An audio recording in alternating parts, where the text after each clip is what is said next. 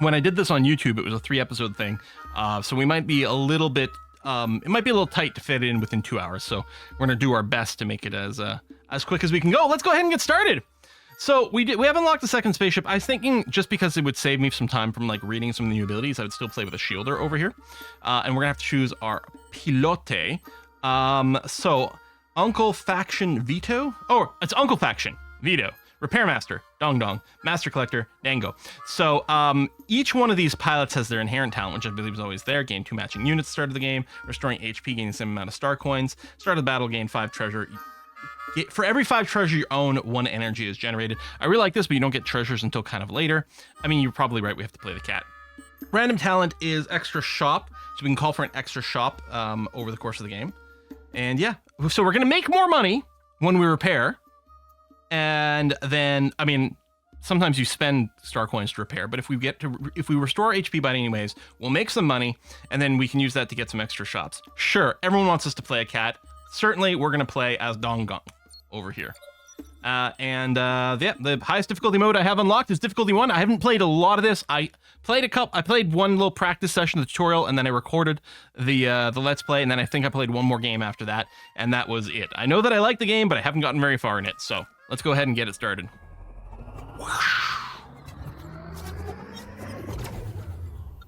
So we're a bounty hunter. We're to kill bad guys. We gotta go and boop 4 of them 3 times, so a total of 12 people. So there's gonna be a couple of henchmen, an elite, and then a boss, and then we're gonna repeat that 2 times. So first up, we are fighting the durability being piloted by Bernard.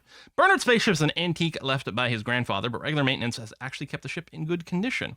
So it's gonna have a special durability recovery device after loading an energy restored durability to 3 points. Okay, he's gonna have that.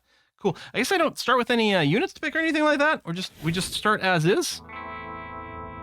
All right, I guess that's the case. And here's how that's going to work. We've got these 3 lanes over here, except technically I can spend fuel to go up and down. So really there's kind of 5 lanes involved.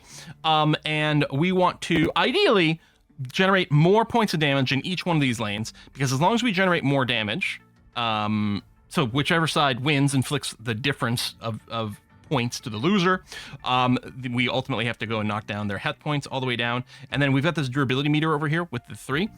If ever we break this and bring it to 0, it will stun them for 1 round, which is quite nice. But we know that these guys will constantly be resetting their durability to 3. So we'd actually have to win all 3 lanes, because durability is for each lane you win, it knocks off a durability. So we have to beat all 3 lanes simultaneously to get the stun. In terms of our starting setup on this ship, we've got a couple of basic cores. You can put 1 energy card. So these got cards over here. The number is the amount of damage that'll happen. We put it in here. So the basic cores can load 1 energy. This pair core can load 2, and if they're the same exact number, then I get 2 extra strength for free. Unfortunately, we don't have a pair over here, so that's not going to work out. There's another basic core over here. And then I've got a gentle tap device here, which allows me to upgrade an energy card by 1 level. So it only takes oranges and blues. That's the rarity. White is the most common, blue is middle, and then orange is the most rare. So I could upgrade the 4 to a 5, and I suppose in this situation, there's no reason not to. So we're going to do that. Just bump it up by 1 level, and that's that. I think we should probably dodge the 7. We do have some shields. These shields regen every combat. You're right, I could make it a 6, because I can put it in twice. That's an excellent point. Thank you very much. The shields regenerate every combat, so if you only take shield damage, it's not so bad. I could drop the 6 in here and only take 1 here. And then I could put the 3 here, and I could put the 2 and 1 here. I would win these 2 top lanes, and I would take 1 damage over here. I can also spend a fuel to move up, and then I would just dodge the 7 entirely. Fuel is not a resource you have a lot.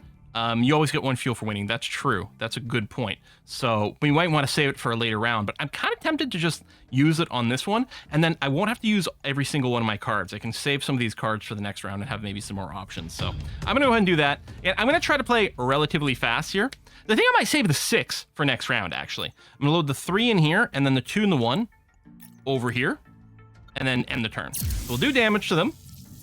Knock off 2 durability, which is usually quite good, but he's going to go and repair that, which is going to be super duper annoying, actually. But then we've got a few more options. So the big powerful shots at the top, I could beat it. If I double upgraded the 6, I could bring it up to an 8 over here, assuming it can go that high, and beat that. I could put the 5 down here, and then the 2 and the 1 over here, which would be enough to win all 3 lanes and get a stun off. which seems like a potential. Or we could be, especially if I didn't want to use any more fuel, and ideally I'd prefer not to. I could also upgrade the 1 to a 2, and then I have a pair in the middle, which is pretty efficient. But I'm actually thinking if we can get a stun off, that's probably the way to do it. So let's assume I can double upgrade this. Yep, good, excellent. So I'm going to throw that in there. I'm going to put 5 down at the bottom, and then the 1 and 2 over here. We could have double sixed for a lot of damage, but this is still going to do some damage, and yeah, it's going to go ahead and stun them so they have no action on the next round, which I consider to be pretty darn important. Max is 9. Ah, there you go. So single digits only. So yeah, he's got no action over here, so I can trivially, you know, I'm going to beat him in every lane, but I actually don't need to worry about beating it in multiple lanes in this particular situation because he's not dealing any damage, and he doesn't have any durability. So what I do want to do is just maximize the ride damage. We have lethal. It's going to be fine. I'll do this to double and do that, and already we have lethal damage, and then, like, there, and do that. Little unhappy faces. Great stuff. Pew. All right. Yeah, always stun if possible. Yeah. It makes such a difference. So we're going to get 3 star coins, we're going to get fuel, and we're going to choose a new unit to add to our ship. So what do we got? We've got, this is an attack unit, an evolutionary core. After loading an energy, gain 1 strength. Tri-power. So this is tri-power is if we load a total of 3 energy into the unit, and it stores it over time. So I know it's got 3 slots, but you don't have to put all 3 into the same round to trigger the tri-power. This increases the strength gain from this effect by 1. So as we keep using the evolutionary core, it'll get more and more and more powerful. Okay, not too shabby. We got a pure white core over here. When loading white energy, gain 2 strength. So that's a definite huge upgrade over these basic cores. Because first of all, it's got 2 slots, so we can put twice as much energy in it. And then if we just keep throwing common energy into this, then it will get some free strength, which is great. Oh, strength increased for this is increased by 1. Oh, yeah, strength in general is for 1 round. You're right. So if we load an energy in here, so if let's say I load a 2 in this, it'll count as 3, because after loading energy, gains 1 strength. The next round, that 1 energy we gained will go away.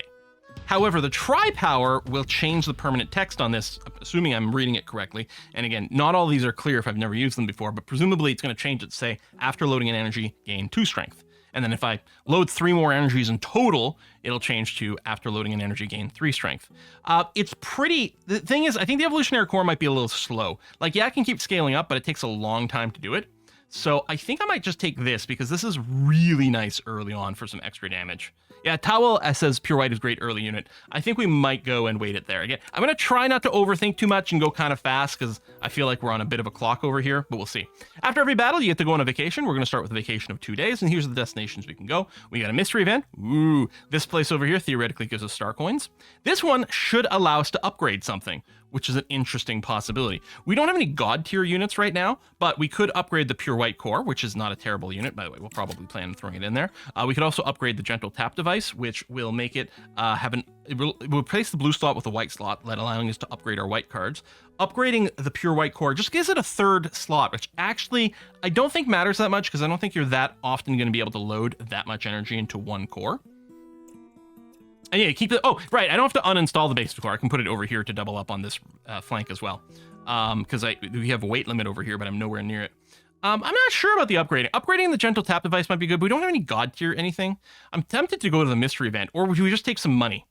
Take some money so that we can buy more in shops. We do have the 2 shop calling cards. Maybe I'll take the cash. Mystery's fun, though. A lot of people voting for mystery. All right, let's go mystery for fun. Ever since the big shot pilot Cabby visited the repair station to become a trending hotspot, the queue for ship modifications has even caused a gridlock in the cosmic lanes. We can work, gain 6 star coins. We can spend 6 star coins and gain a max fuel. That's kind of nice. Or we can go shopping. We don't have a lot of money, so I don't think shopping is worthwhile. I'm kind of wondering about the boost here. I think this will give us a lot of good flexibility down the road. So I'll lose 6 star coins and gain a max fuel. Long queue is too tempting, and you unknowingly join it. After waiting for 2 days, they finally modify your ship, but it's just okay, nothing extraordinary. Boop. All right, we don't have any more vacations, so we're going to end vacation and go to the next henchman quality ship. Midgard, Criminal, G12. Guided by the strange modification philosophy of the Undeptus Mechanium, G12 is stuffed as already small spaceship with the most powerful defense module. However, this has made the ship unbalanced.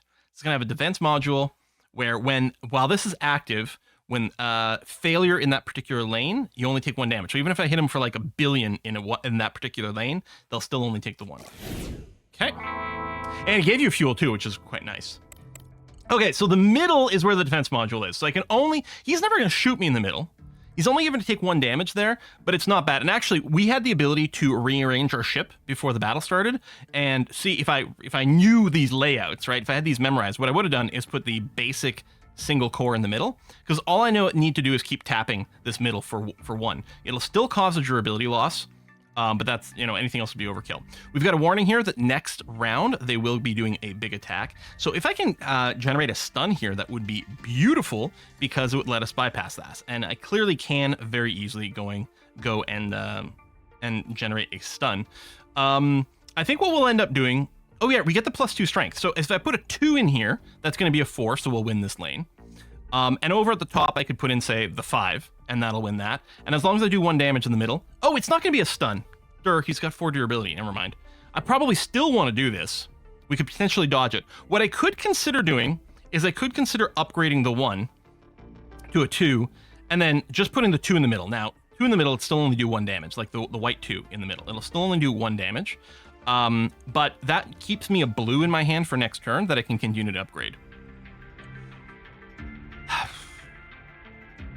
I don't know. I think I like the idea of what I was originally talking about. We're going to do this. We're going to do that. I'm going to drop the 5 in here. I'll save the white 3 for next round. So we'll do some amount of damage. We'll break off 3 durability. Yeah, and yeah, you can keep it for next round. It's absolutely a thing. By the way, our deck that we're drawing from, the cards we have... yeah, so we have 1, 2, 3, 4, and 5, the numbers that we can draw, and we have 3 white, 2 blue, and 1 orange. And what happens when you draw a card, it draws from that pool. So the next card we're going to draw, you can see over here, the next card we're going to draw is definitely going to be a 4, and it'll either be orange or blue, and then the deck will reshuffle. So next turn we'll see an orange or blue 4 in our hand, no matter what. And one of the things you can do when you upgrade your ship is you can potentially change what your energy cards are. See, there's our 4, happened to roll the orange, and we had a blue left in the pool, so the next number that got drawn had to be blue. So we must have drawn the orange 4, and then it drew a 3 for the energy, which had to be blue, and then everything got randomized after that. Okay, so this is their big attack. We could easily dodge one of these flanks, which seems like the way to go. I think I'm going to go down south. What this will do is it'll put the pair core on the 7, and we could easily beat that by playing, say, the 3 and the 2 3s, or I could upgrade this 4 to a 5 and do a huge attack down my middle and hit him here for massive amounts of damage, which seems like a good way to go. And then as long as I put anything in this top slot, it'll do 1 point of damage to the middle. So this seems like a no-brainer. So we're going to go ahead and do that. And I think I like the idea of dealing massive amounts of damage with my twin core. So we're going to go and load you and you. It's going to get the pair for the bonus, so we'll do a net of 5 damage. It will paralyze them next turn as well. And then any damage over here is going to break that. I'm going to put the white 3 in there, and then I'm just going to upgrade the blue 3 over here. This is not a permanent change to my deck, by the way. This is just the card in my hand is getting upgraded.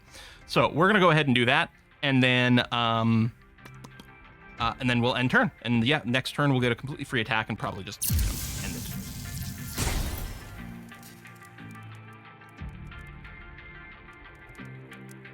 I only need to do 6 damage. I mean, easy. Oh, I guess it wouldn't be so much in the middle, but like here, deft. Lethal, get. You upgrade stuff, upgrade the 3 for the next round. Yeah. So we get star coins, we get our fuel back, and we choose another unit. So we got another common unit here, which is the attenuation device. This is not an attack unit. It is a support unit, so it doesn't actually deal damage. Just like the one in our back here is a common unit, not an attack unit. So after loading an energy, generate another energy that is 1 point lower than the loaded one, and the attack unit behind gains 2 strength. Okay, so what we do is we position things. Let's say we put the pure white core here, and we put the attenuation device in front.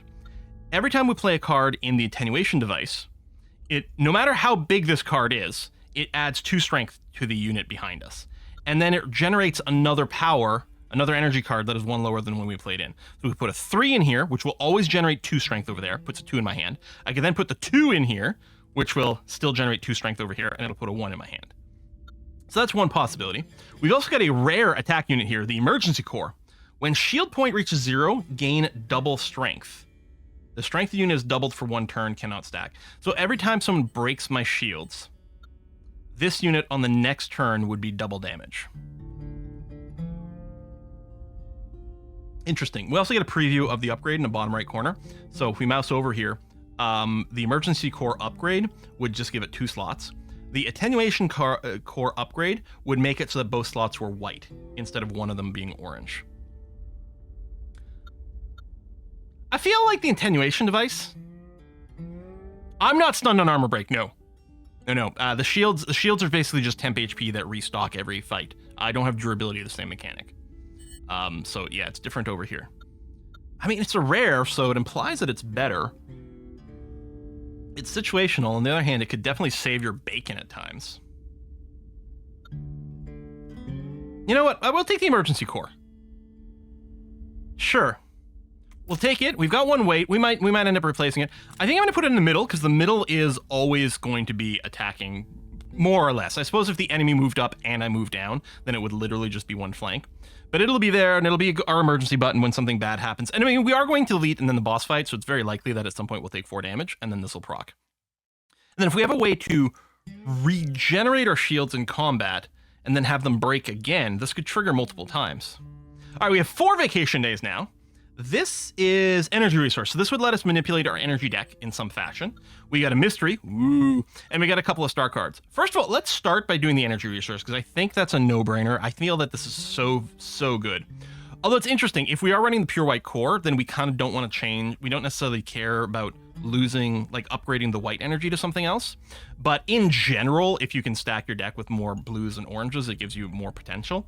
And I mean, at some point we might drop the pure white core, so I don't think it's a big deal if that happens. On the other hand, we might also just increase our numbers. So anyway, I'm going to start with the energy resource because this should be cool. Oh, I haven't seen this one. The game Lone Star has recently become popular throughout the universe. To avoid being discovered by the Bounty Hunter Association while slacking off, you installed it on the computer in the central control room. When you start the game, the screen displays the central control room's image, and a figure resembling you is staring at the central control room's screen. Soon the screen within the screen displays the same scene and the pattern repeats. So apparently we can reset our energy numbers.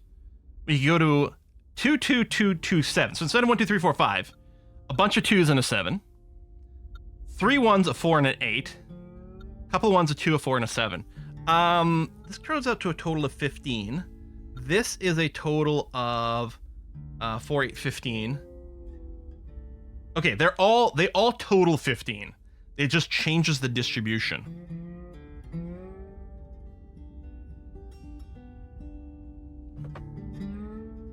I mean, if we have a crap ton of 2s, it certainly will make it a lot easier to get pairs.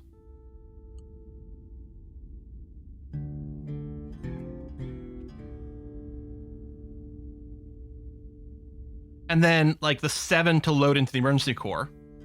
The 1s and 4s and 8s is also kind of samey. 3 1s could be insane if you could find moments to cut your 1s later. Oh, that's true. If we get an energy thing that lets us remove a number from our deck, and we can remove the 1s, that'd be sweet. You can also upgrade 2s. So there's an event. Yeah, there's an event to upgrade all 2s, huh? Yeah, I think there's events to upgrade all your 1s, 2s, 3s, and 4s or something like that. And by having them all match, we could do an insane upgrade. Let's do this one. 4 of a kind, baby. It's pretty good poker hands. Got to be good here, too. You quickly terminate the process. With flashlight, the screen displays a series of numbers, which appears to be the resource warehouse. The last scene on your screen. All right. Question mark? Sure. Okay. Receive an urgent signal. A group of hyena pirates is attacking a rookie bounty hunter ship. You simply approach them, and the hyena gang's pirates just flee away. A young catfolk hunter leaps into your arms, sobbing even harder, vowing to repay your life-saving favor. Now, is there any chance that repair expert will proc from gaining max HP? Because it's going to increase my max HP and presumably my current one. I wonder if that would proc it, which would mean 2 max HP and 2 star coins. Shield points regenerate every battle, which certainly makes them a lot more tempting. Obviously, the more shield points we have, the less frequently the emergency core might trigger, but that's like, you know, first world problems kind of thing. I don't know about just the money. Again, we can double call shops, so money arguably has extra value for us, but I kind of want to do this one for science to see if this triggers a repair expert. We have 12 star coins right now. It did work! Ah! Okay. So max HP gains are translating to us getting free money from a repair expert. Although you merely moved your ship and did nothing else, the young hunter has something you currently need. You choose your desired reward and he finally stops crying, flying away in his ship. But he seems to be heading the same direction the hyena gang escaped to earlier. Oh well, too dumb to live. Okay, wanted. So this is an elite fight. Spaceship Quadrant, Criminal Blake. It is well known that the bear folk can only count to 3 most of the time, one number more than the famous boss can do. Blake spent 4 years in elementary school and still couldn't learn to count to 4, so he despises people who can. 4-point limiter. When the enemy's attack unit's load energy is greater than 4, all attack units gain 1 strength. Okay, if we play a number bigger than 4, all of his units are going to get +1 strength. So now I'm kind of happy about this, because it's only the 7's going to trigger it, and we can use it, like, you know, maybe smartly. So let's go to Berserker Core, countdown 3. So after 3 turns, gain double strength. Okay, a bit of a clock. I don't know the layout, so I don't think I'm going to move anything around. Let's start battle. You can undo your fight over here and try it again, which can help in these situations where you're kind of going in blind. All right, 2, 4, 3.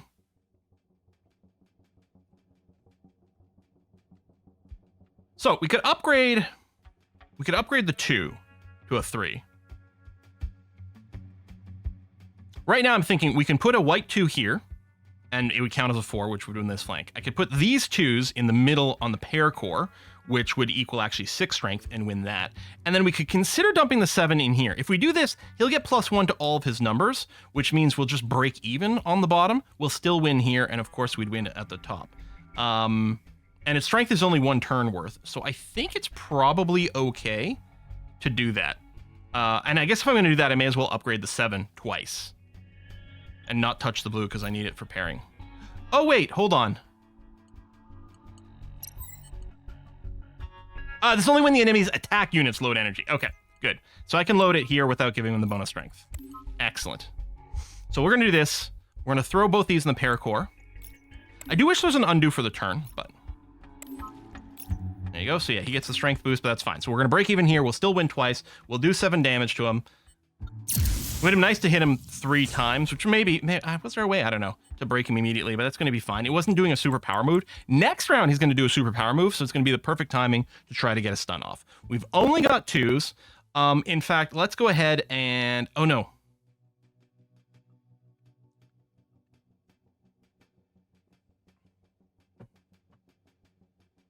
That's fine, because put a pair in here. Well, I could put the pair of blues in here, and I could put the 2 in here. We take a hit on the top, which is fine. We could fly, but I'm a little bit worried that we might need the fuel for something else. I don't think we get a full fuel up after the elite fight or anything like that.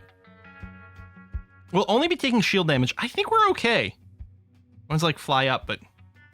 I mean, that would mean not taking any damage. We're only taking 2. That's what I'm thinking. Well, we're not going to need fuel for the next turn. I know you get 1 for every fight. I said I don't think we get fully fueled up after an elite. My problem is if we have to dodge twice. I don't have to dodge next turn because I'm going to stun him. But what about the turn after that or after that? So I think I'm going to use the shields and just soak the damage because we're going to be okay. I'm going to put the white card in the pure white core for the boast, and then I'm going to put this pair in here to defeat that, and we'll just take the 2. Pew pew pew. 3 and 3 in the pair. I can't do both 3s because we'd need an orange to upgrade over here. All right, so he's stunned, so it doesn't matter what we do at this point. We may as well upgrade you, I guess.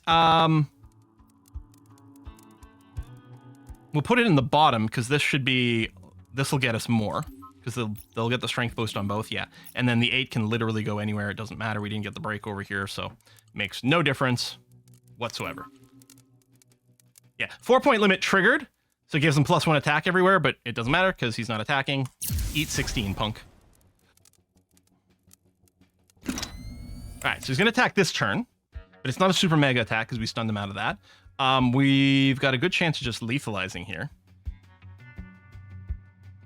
Now, he'll still attack us. I think what we do is we move this time. I think we just move up because we'll get the fuel back, and we just beat him on these 2 very easily. Yep. So we're going to put you here and here, winning there. And we'll go for the full upgrade on this. And whack him down the middle. He'll get +1 strength. That doesn't quite lethalize him, but that's okay. It would have, except he got +1 in each. So he took 9 instead of 11. Which is actually slightly annoying. No, it's okay. This is fine. Because what we're going to do... Oh, I can upgrade both of these and have a pair of 3s. Not that it matters. Pair of 3s there, which is lethal. Do this to make sure we don't take damage. We'll take 2, but it'll just be shield damage, which is fine. No permanent damage after the fight. Easy peasy. Coins. Fuel. And we get our first treasure. Huzzah! So these are permanent buffs. They're just like the relics in Slay the Spire and things like that. Supporting call. After using call for support, which is these, and I do have an extra one, generate 2 energy at the start of the next battle. Ooh, quite nice right before a boss fight. Or we can just get 15 star coins. And again, we do value the star coins fairly highly because we can call the shop for an extra time. I think I like supporting energy. Ooh, your voice went robotic, huh? That's weird. I wonder why. Some people heard it, just an encoding thing, maybe Twitch. I assume it's fine now. I mean, neither one of these is super impressive. I'm gonna go... You know what? I want the money. Screw it, I want the money. And right, ship limit, weight limit goes up. So we were at 6 of 6 weight, now we're at 6 of 7, so we can get some extra modules. Got 5 vacation days. Well, we do have room for another unit. We could go down here and pick up the unit. I don't need the repairs. We've got the money now for this shop. I think we go down here, pick up the unit, and then we go and see what the shop might hold for us. A wealthy young man traveling aboard has a great interest in the life of bounty hunters. He has gathered a group of bounty hunters to serve as his guides and introduce various customs and cultures to him. He's also intrigued by the units used by bounty hunters and promises a significant reward for anyone who can show him something he hasn't seen before. So we can show him... Okay, if we can show him something with 3 slots or more, we gain a treasure. Unfortunately, we don't have that. I'm very disappointed. If we showed him something with no slots, we get 6 star coins. We don't have... Oh, this is... None of these. Oh, this is awful! We got completely screwed on this one. Yeah. That's really disappointing. All right, let's go shopping. Retail therapy. City's always filled with various colorful neon lights, but for bounty hunters, shop is truly what they need. Apparently, voucher, we gain 3 star coins, then enter shop. Or advanced shop, all items are already upgraded. I think we go with 2. So we have units over here. We've also got treasures available. So legendary treasure, the satellite. When you overclock is triggered, all attack units gain 1 strength. We don't have anything with an overclock currently. So unfortunately, I won't do anything for us. It is pretty good. Poker, 7. Gain 1 7-point energy resource. Pair of 7s. Or the bullseye. At the start of the first turn, the unit in the spaceship center loads 1 white 6-point energy. So this unit over here, although what we could do is we could put the pure white core there, since we know it's a 6 energy, or it's a white energy, we could go and just move that over there. That's kind of interesting. Yeah, we don't have a ton of money. We won't have enough to buy, well, we could buy 2 things. The single-use charge at the start of the second turn generate 1 orange 9-point energy. Shield induction, when shield points reduces, gain 2 power. This is a card with overclock on it. If I play a card that's got 6 or more, then it'll generate a 9 orange point energy. That's interesting. Be quite good if I could get this and a 7, because then I'll have more things that are at least a 6 to put in here and upgrade to a 9, which is very good. I think we take the lucky 7. I like that. I like that a lot. Not the greatest of vacations, to be honest. All right, time for a boss fight.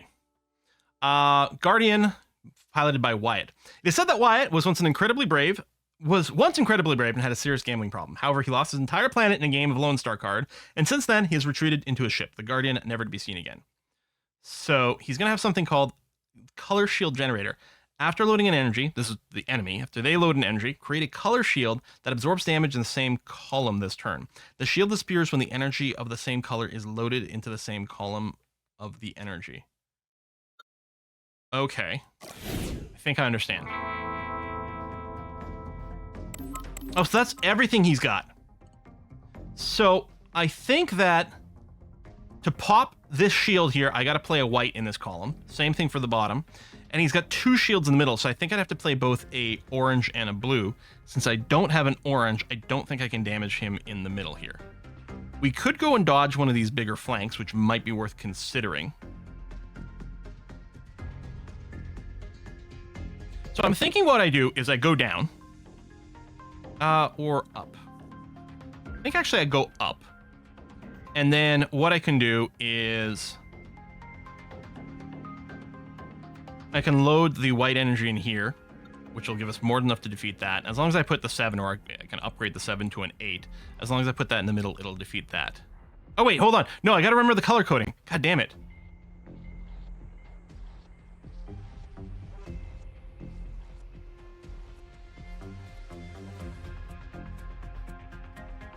So I guess I can move up still consider that.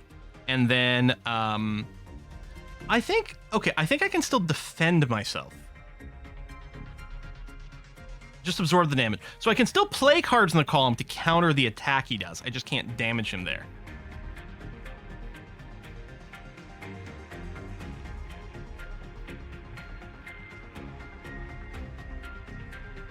So yeah, I think what I do is move down. That way I can load pairs into this, which will easily counter the 6. And I can throw something in here to minimize or eliminate the damage I might take. I think we might end up saving the 7 for the next turn. Yeah, if I do this... Yes. And then I load the 2s here. That'll come out to a 6. And then if I upgrade this to a 3, I put it in here. I'm not dealing any damage to him, which I don't like. Well, I could, because I could drop the 7 in here.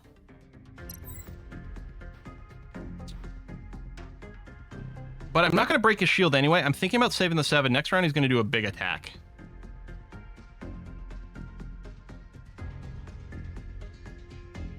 Yeah, I think I should have moved up. Put the double whites in there, but then I would have had a weak attack. No, because then I could have put 7. Yeah, I think I was originally talking about moving up. Maybe I should. Except if I'd moved up, then I would have had a stronger attack, but it would have been lined up over here and not done any damage anyway, so it would come out to a 0 regardless. I can't upgrade the 7. It's only got an orange slot available still. The blue slot was already done. So we'll just break even, which has me concerned for this next round because he's going to do a big-ass attack here. Oh, he just loaded the rear, so he doesn't have any shields going on. We did draw a lot of 7s. I could actually upgrade 2 of these 7s and put in a pair of 8s over here. For a total of, well, I guess 18 damage down the middle. I mean, that's not bad, but is that overkilling it? Well, I put white 7 over here, which would be a 9, which would still go through. And I could consider just saving the 2.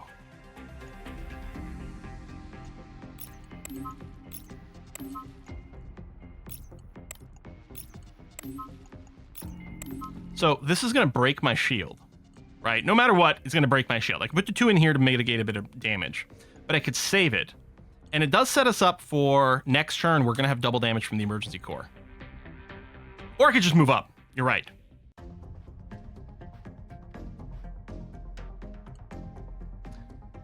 Yeah, I should probably just move up.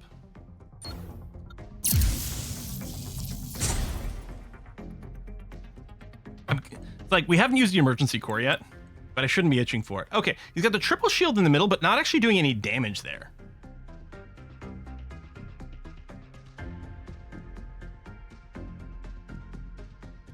So knowing that moving up or down won't allow me to do any damage with the pure white core. I think what happens, though, is I move down. I can throw random garbage in here. When loading an energy, create a shield color. Shield color. Okay, it actually doesn't care. I don't have to load it into an attack. If I load right now an orange and a blue in here, we pop off both those shields. That's very interesting.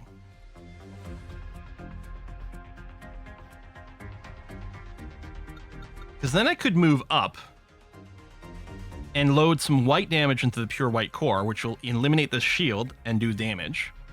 And then in my, what is currently my middle row, will be lined up with the top. I could put in the pair of 3s in there, which would break even at that point. And probably I'd throw in a 2 in the emergency core just to make sure to get a break. I like this.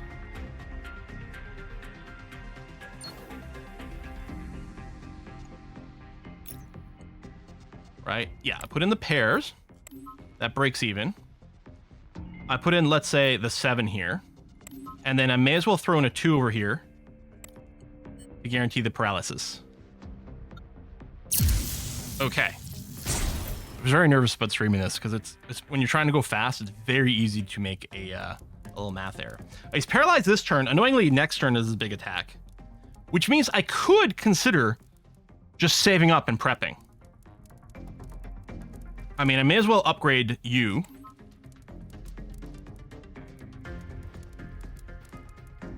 I could just save it. There's not even a point to plunk him for 2 because there's no advantage to hit him for 2 now versus hitting him for 2 later.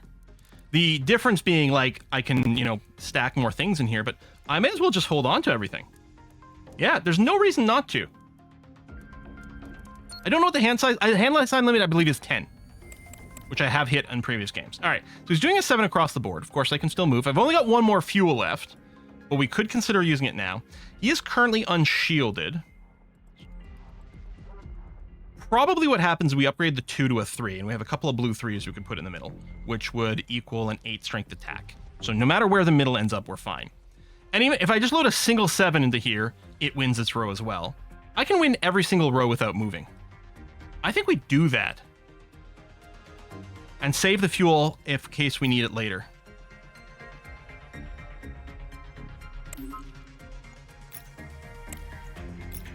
And we'll get a triple stun off, which is kind of nice.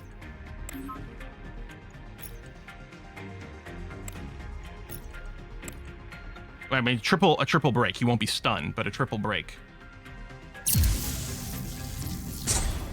And then all we have to do is tap him 1 time here to trigger another stun.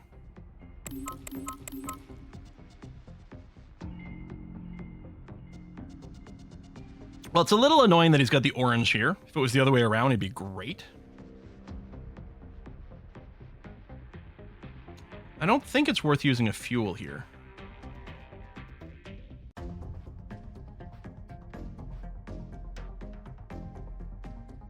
So again, doing this will break the blue. If I did move down, I could load the orange in here to break the orange. But I think I'm going to end up... If I move down, I'd be playing the orange in the paracore anyway.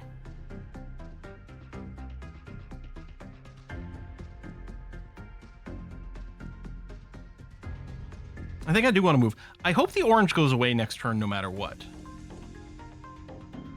Yeah, this turn. Okay. Because I'm thinking about moving up. After all. No, upgrade orange shield will go down only in the row that I'm in. The upgrade orange is going to only remove the orange from the row that I'm in. I'd have to move down and then load an orange in there, too.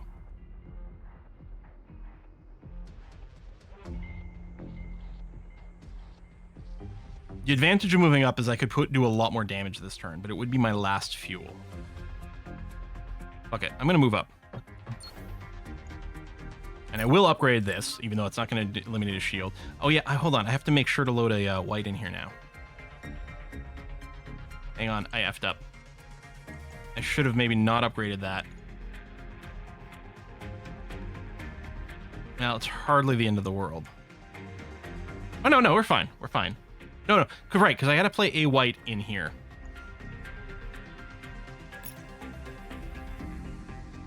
So I'm going to end up playing all my cards, not really getting the benefit.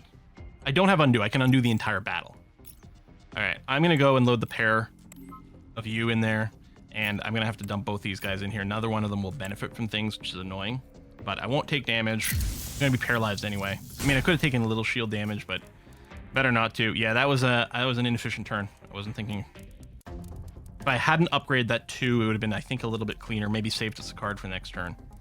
I may as well try to upgrade as much as I can right now. I think we've got to start, like, clipping a little to victory. I'm tempted to do this, but again, next turn he's got another one of these big-ass turns. I think I've just got to save. Ah! The stun keeps coming one turn too early. I really would love the stun to align with that, but not stunning kind of feels bad. All right, he's got no shields.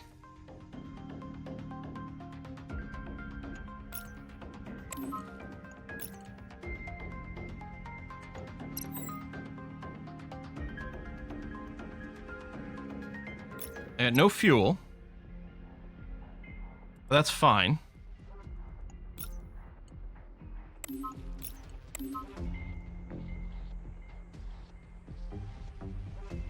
Probably just accept the damage at the top. I think I go and put in the pairs over here. I could accept the entire 8. Which would at least trigger the emergency core, and I will get a full heal after this fight. You know what? I think this is fine. Oh, we might just be able to lethalize him next turn. If I draw a big number and throw it in the emergency core. Yeah, there you go. Double strength. So let's say we throw the 7 in there. Okay. Well, oh, no, we can't move. That's okay. Because I can go and put these 2s, both these 2s in here, and then the 7 in here, which I will probably upgrade to an 8. And of course, right, playing something in here also breaks stuff. Well, I can't move, so that's fine. I guess I can put the 2 in here and have a pair of 3s ready to go. I'll upgrade the 7. Hold on, I have to play a white card in here to get through the shield. Since I can't upgrade the 2s, then we're clearly going to go with a pair of 2s in the middle of some combination. Probably those 2. Upgrade the 7. I guess I could upgrade one of these cards twice, but I don't think that's a win. Upgrade the 7 to an 8. And then put it in here, just for massive damage in the middle. Okay, well, that's going to happen no matter what. Do this. Throw it in here. But I have to break the orange and the white shield. Now, I don't have to play a pair in here, right? It feels good to do it, but if all I do is upgrade the 2 to a 3, that'll break the orange, and then I can play a white card in here. I might want to save the whites for the bottom, but I have to play a white in the middle if I'm going to do a bunch of damage in the middle. So, no matter what, I'm playing a 2 right here. Again, we're going to get full healed, so as long as we work out lethal, which is going to happen as soon as I play an orange in any way whatsoever, we're fine. Right? I'm not crazy? That's lethal? Yeah, we're... Okay. Never mind. We're fine. Everything's fine. Worried for no reason. I think we get a full heal.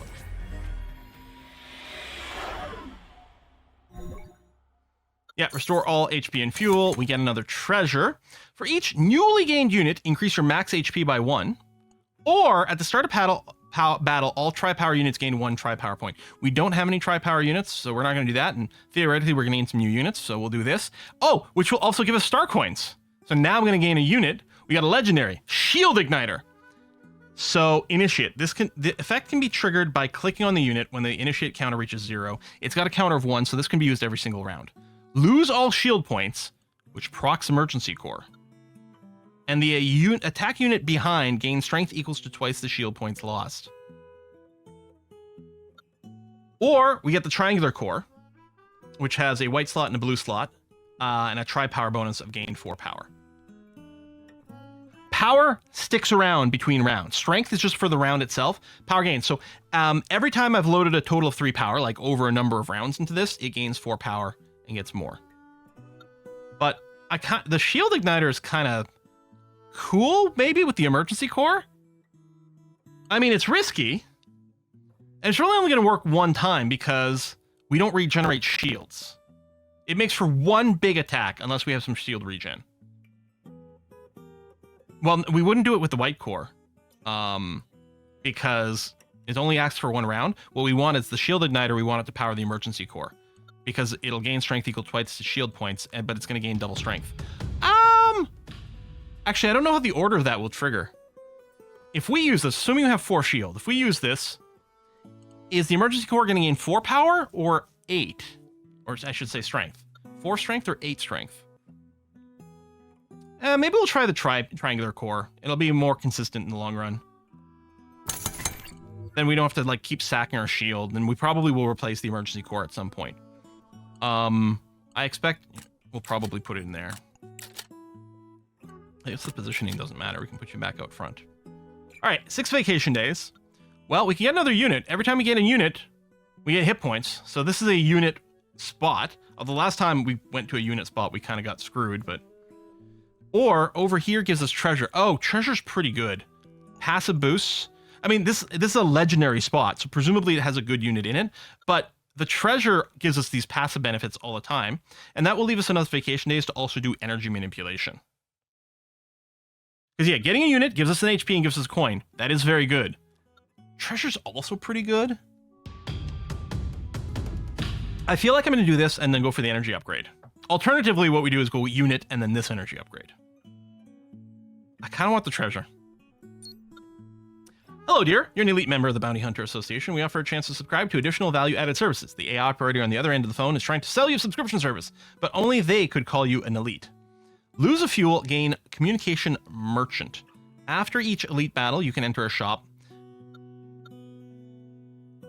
After each elite battle, you can upgrade a unit. It's a max fuel. We've got 2 elite fights that are going to happen. We've caught 2 carts to call shops. Number 1 doesn't do anything for us. I think we do this. Losing a max fuel hurts, but being able to upgrade a bunch of units is kind of cool. You choose extra upgrade service, where after defeating an enemy criminal, the association craftsman will come to your doorstep and serve you. All right, I'm going to go over here. You encountered a highly enthusiastic researcher among the mechs. He seems particularly interested in your shield structure. He wants to study it and offer you reward in return. So we can refuse and gain a 4-point energy resource. We could lose a max shield point, gain a 5 energy resource. We could lose 2 max shield point, get a 6. We could lose all shields, gain a 9-point energy resource, which is exclusive to Beastkin, which is what I am.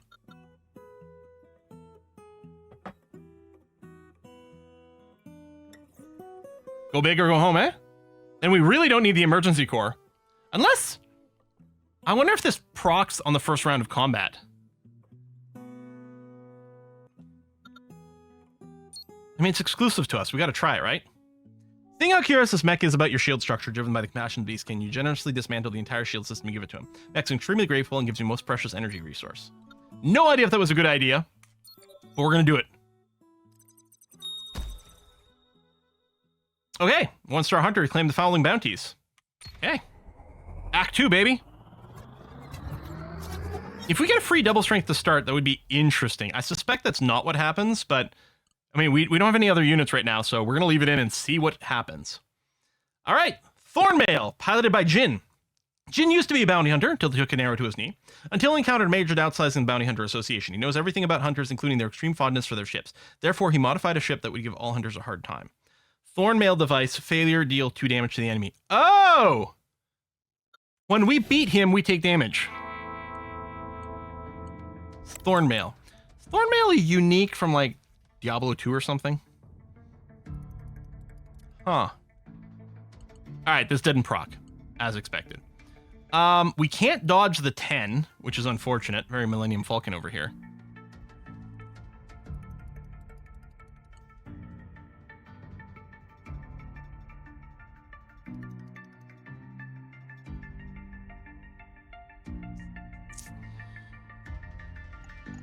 If I move up, I can align the 10 with this, which we can definitely deal with.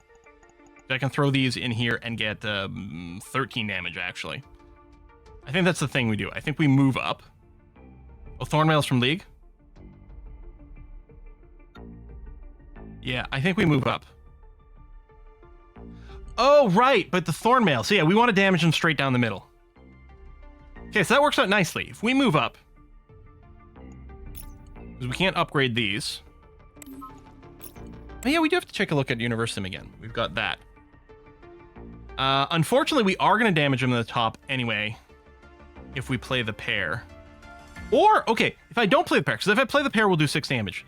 If I upgrade the 2 to a 3, I'll have exactly 5 damage to cancel this out. On the other hand, if I beat him, then it knocks the durability off. But I'm only going to be beating him by 1 while taking more damage myself, which doesn't feel very appealing. So yeah, I think I'm going to go do this. I'll just break even there. If I can hit him for a huge amount of damage where the Thorn Mail is, then fine. But we'll go ahead and do this. Although use one of our 3 fuel here. We don't have a lot. And positioning might be extra important against this guy. See, again, this is like, oh, very tempting dodge. Although we don't have any white energy in here, so the pure white core is not going to benefit us that much. We might want to consider moving down. I could double upgrade the 7 to a 9, play it in the middle, get 20 attack. Yeah, we'll take 2 damage back, but we're going to be doing huge amounts of beatdown. I think that's the play. Although it is going to hurt the fuel. I'm going to upgrade this twice. No! I really want a per turn up delay.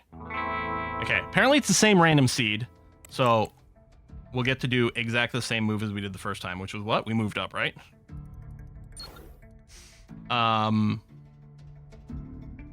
Yeah. And then I did this, and that, and I upgraded you, and this, and that. Okay. And turn.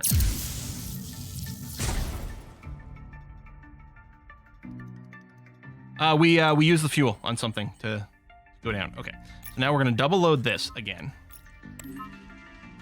And we're moving down. And then last time I accidentally put it in the pure white core, right? But I'm putting it in here. We'll take 2 damage, but we're going to do so much. And then we'll throw this in here to take a little bit less and to start loading up the tricore. Okay.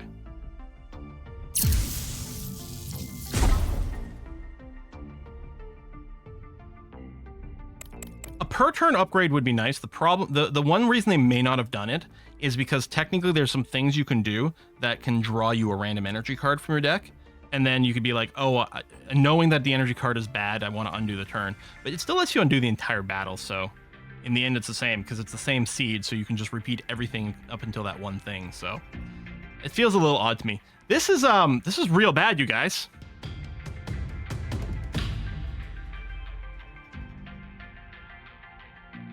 Losing the shields, I mean, we didn't take, the shields wouldn't have made that much of a difference for us. I'm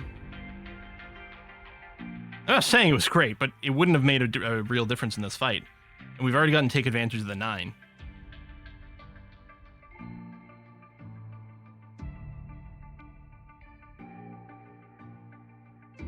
I mean, we die if we don't do anything. We're clearly going to do something here. I think what I'm going to do is just put these 2s here and then the extra 2 in the bottom. Just enough to mitigate. So we're not dead. But ain't great.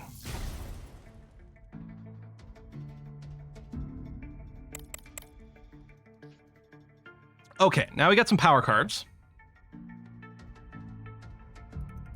Unfortunately, I can't upgrade both 7s. I think we're going to stand our ground, though. We're going to put both 7s in the middle to do a bunch of damage down the middle. No matter what, it'll stun in the next round, which is good. And then we're going to consider this 2 for a moment. Because I don't need to break his shields anymore, and this would generate 2 damage back to me. Well, it's only a net of 1 extra damage if I do this. The benefit here is it charges the tri-power 1 more. Oh, I could throw the 2 in the middle as well, just to bring him a little closer to death. But I can also just start saving up. Bottom is lethal. What are you talking about, bottom is lethal?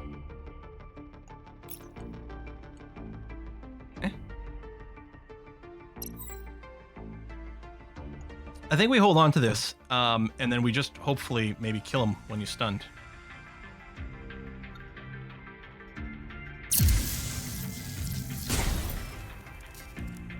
Now, this is a henchman fight. This is not even an elite. But yeah, we have lethal here. Doesn't matter what we do. He dead. Okay.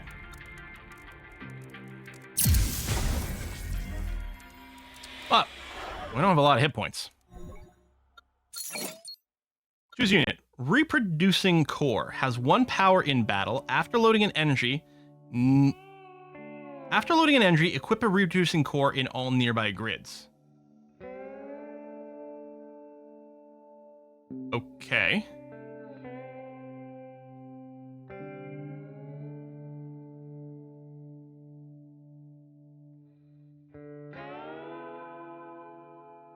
I guess what's nice about this is it does have 1 power.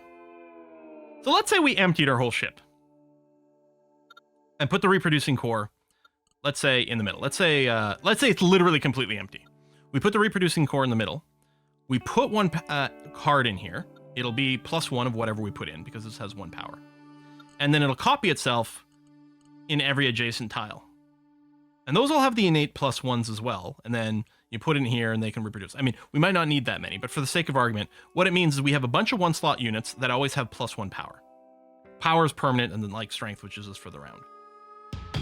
This bronze core have 2 power in battle, can be upgraded 4 times. Okay, so this is a 1-slot unit that just gives +2 to whatever you throw in here. And every time you upgrade it, its starting power is more, and it has more slots.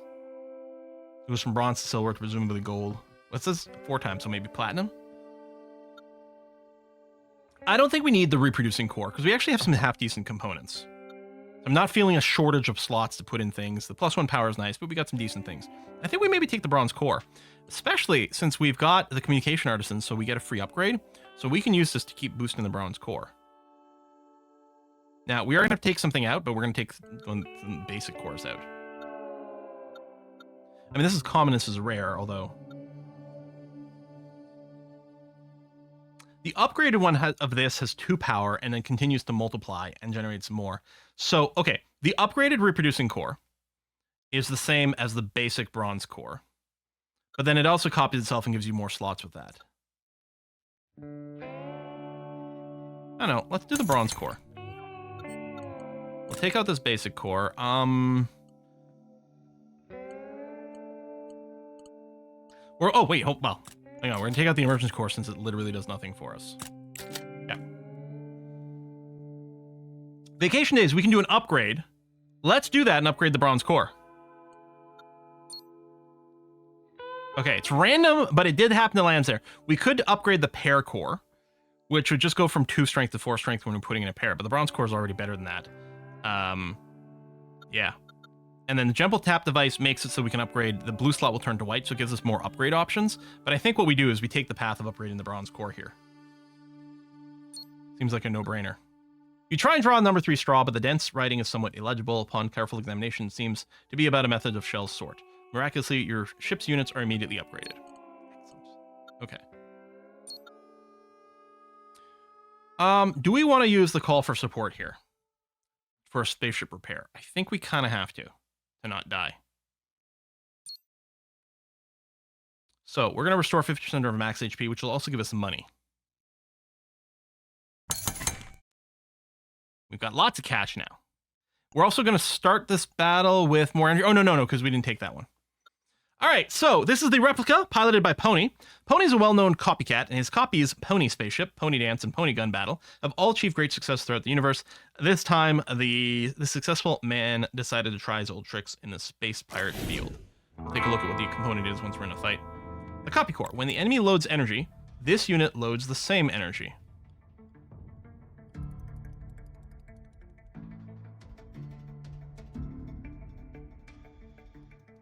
Huh. What we kind of want for this is we kind of wish let's say this orange was white. Because we could play the 2, he'd load the 2 in the white slot, and then we'd play the 9 white, he wouldn't be able to load it in. The problem is that we have exactly the colors that he would get the maximum benefit for. In every single stinking way.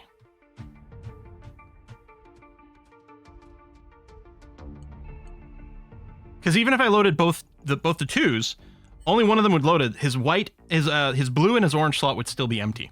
This is actually the worst possible draw with what's showing up. Luckily, he's not hitting us very hard right now.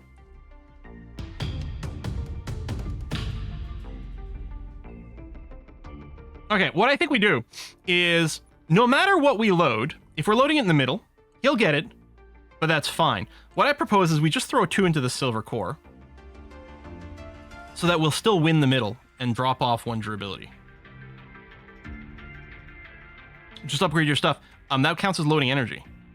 If I load the 9's already capped. If I load the 7 in here to bring it to an 8, he'll load a 7 in there. I mean, on the plus side, then I can play the 8, which would be 1 better.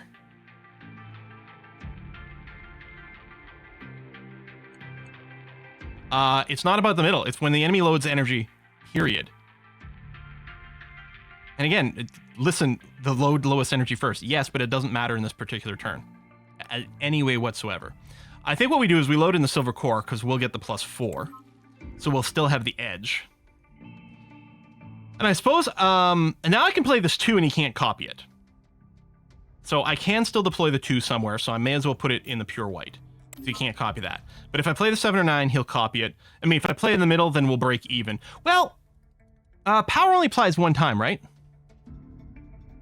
Yeah, so you only get the benefit from power 1 time, so the extra slots in the silver core doesn't actually matter. Because I was going to say, if I load it in here, but yeah, it's just going to be +7, and he'll get the full benefit of 7.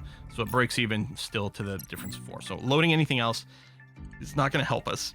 I mean, I could load a big number here and win the top, but then I'd lose the middle. So we're going to hold on to this currently. We could do a move, but we don't have unlimited fuel, and this turn is going to have to be fine.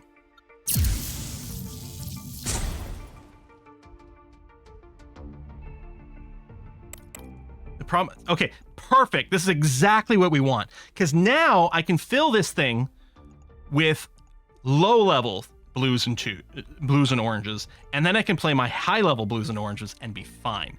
I may not want to play this white 7, though. And we're clearly going to have to dodge some damage. Well, if I'm not playing the white card, maybe what I'll do is I'll move down, because I won't need the pure white core.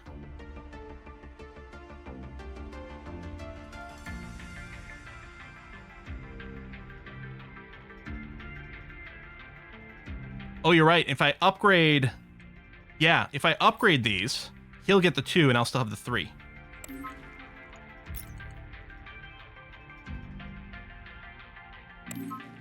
There we go. It means I could play the 7 in the middle, because he'll get the 7, but I'll have the +4 over there. I think we move down, though. I think I don't load anything into pure white core. Oh, you're right! I could play this and it would load the, it would fill this in. Because it's valid.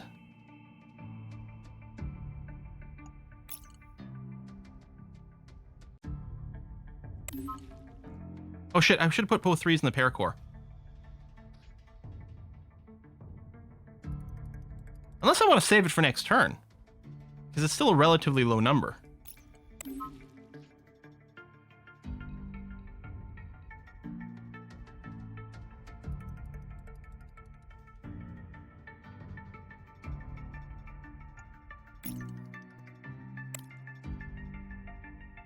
I would like to get some breaks. Actually, I can stun him for next turn. Although his next turn is not going to be a super turn. Maybe I want to leave him at 1 and then stun him next turn.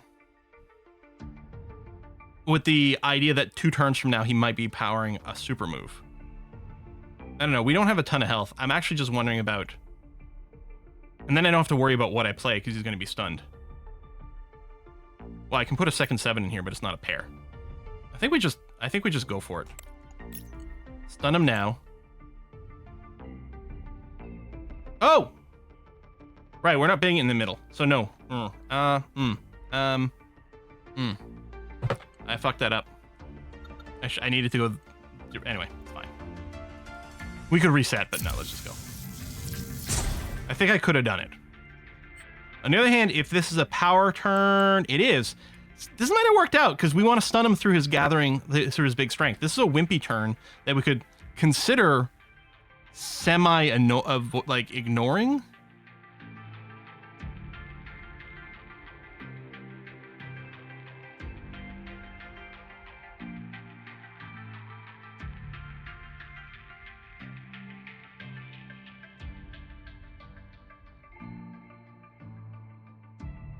I mean, I have to hit him. I'm trying to figure out... I just play 1 card in the middle.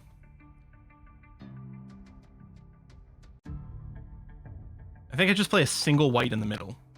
just to break them. We take the 4s? Or, no, I'm going to play a white here, and then I'm going to play the other white in the middle with the strength. I'll have 6. He's going to have 4 in the middle. I'll have 6, so I'll win. I'm going to win the bottom. I mean, it's more than I need to stun him, but I want to minimize how much damage I take. And then I could avoid... Okay, if I do this, and I do this. If I do this over here, I don't take any damage. Yeah. Now, I was considering maybe saving some cards for, like, a big turn next turn, but these are all pretty low-bees, so does it really matter, right? We might... Oh, we do just have lethal, so we're fine. Yeah, he can copy, but he's not attacking, so it doesn't make a difference. Whee!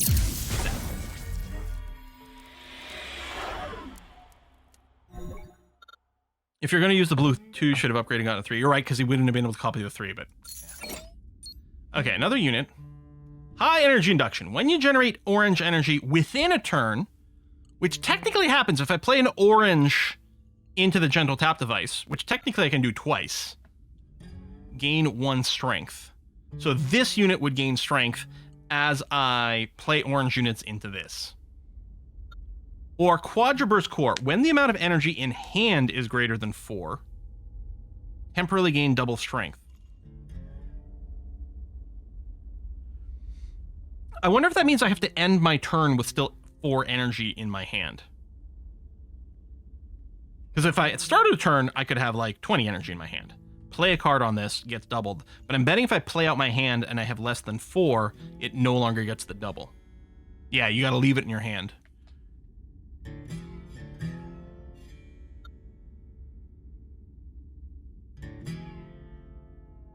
I don't think we generate that much orange energy right now.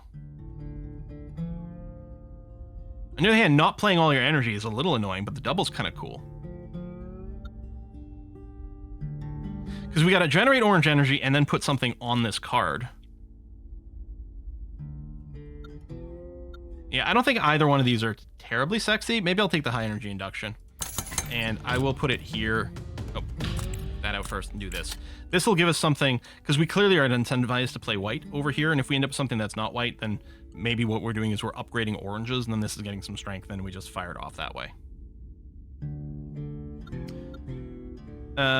Treasure. I like treasure. I don't need fuel currently. I think we treasure, and then we take the star coins. All right, Bounty Hunter Association is hosting a prize distribution event where any bounty hunter can receive a treasure's reward, but it's all random. You can also spend some star coins to re-roll the prize, and it said the best treasures in the entire universe are there. You suspect the association just trying to make money with this possible scam. You have no evidence. So we can take the Vanguard medal as is. During a battle, the first attack unit that loads energy in hand gains 2 power. That loads energy in hand. Okay. Or we can re-roll it. I mean, that's fine. There's nothing wrong with that. Oh, it's power. It's not strength. So the first attack unit that we put energy in at the very start of the battle will have +2 extra strength for the entire battle. That's actually very nice. Because it's power, not strength. So it sticks for the entire battle. Yeah, it means from hand, which is what I assumed. As opposed to being procced by something else. You know, I think I like this. I don't think I'm going to reroll. I mean, it gives us a little bit of restriction on the first turn in terms of where we want to play it. But it's still pretty good. Now, at some point, we're going to want to pop the shop. Because first of all, we got a bunch of cash. Secondly, when we pop the shop, we get to upgrade one of our units, which is going to be upgrading the silver core for sure. We might want to wait until right before the boss battle just to have, like, accrue as much as possible. Well, okay, we're going to go get the star coins first here. Lose a fuel. Yeah, because we're about to do some shop. Oh, I can do it again. No. I mean, it's better value, but I don't like this going down any more than this.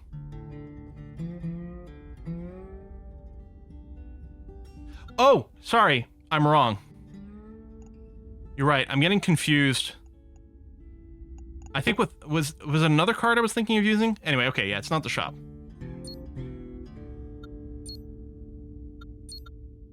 But we do have a lot of money, and it might be worth doing the shopping just to buy another treasure. We will get some money after this fight, though. And so the question is it possible that we shop and we just don't quite have enough for everything we need, and we're kicking ourselves for not waiting for an extra 3 coins?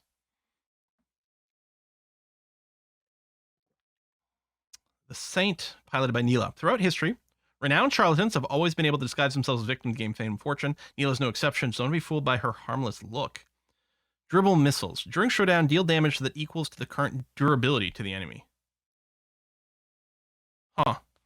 Think I can buy 2 legendary treasures for 58? If you can't beat battle, get the shop on a restart. That's interesting. On the other hand, the sooner we do this, the sooner we get to take advantage of it. I think I'm going to shop right now.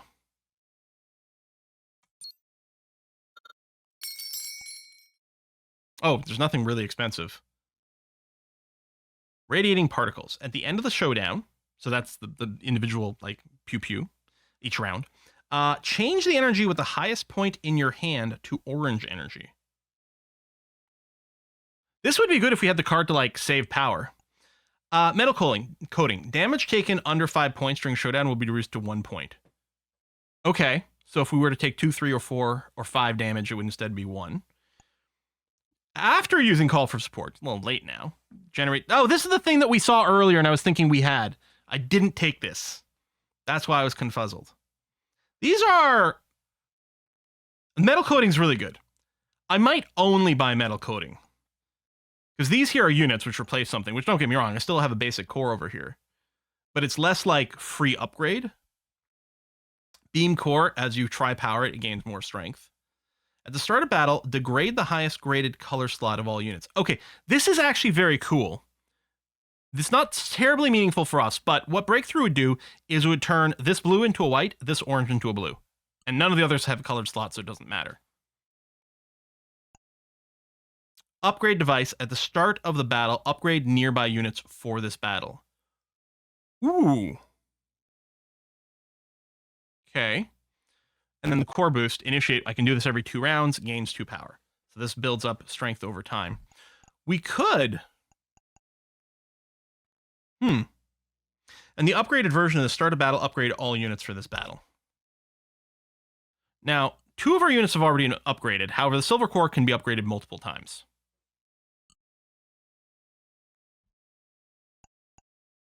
The breakthrough is nice, but I don't think we've got enough colored slots to justify it in this case. I'm thinking of just buying metal coating and then keeping the money for the next shop.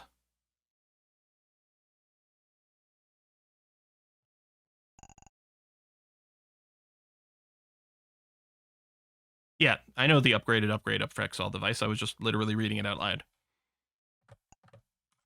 I'm going to buy this. Yeah, I'm going to wait for the next shop because I think we might get some better options. Last time I saw the upgrade unit was useless to me, but it's tempting to replace basic core with that. I mean, it is, because what we do, if we had the upgrade unit, we put it in the middle, obviously. The silver core would go on one side, get the upgrade. And the paracore we use a lot. Upgrading it would be nice. Upgrading the hand energy induction, maybe, or the pure white core would also be good. It would also upgrade the gentle tap device, which would replace the blue with the white, or we could move things around.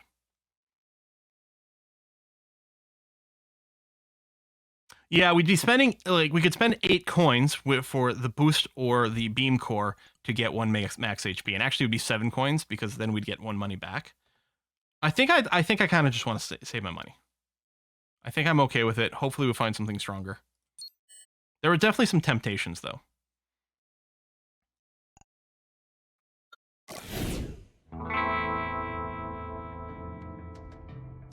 I'm the only true one in this world. So your only power is durable. Okay. Oh, I've never fought you. Deal damage. So there's no showdown here. This ship doesn't have strength. It's just flat out going to do 8 damage to me because that's their durability. So what I want to do is want to win each of the 3 lanes every single time. Although then this is going to keep resetting. Wow, what a weird and different fight.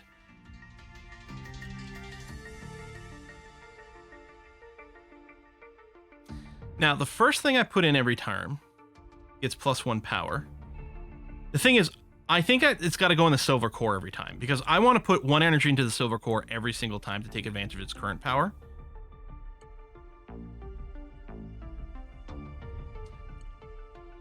Yeah, I wonder... The metal coating. I wonder if it applies to this, because this is kind of a weird source of damage. No, I know that the Vanguard medal is only 1 time per battle. But the power applies every single round.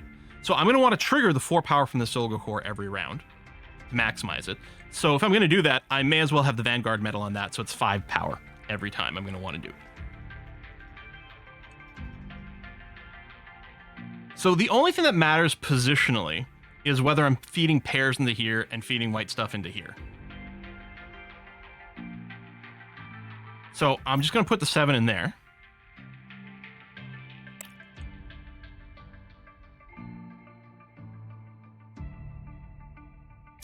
And I'm going to put at least you in here. Again, we're trying to knock as much durability off as possible.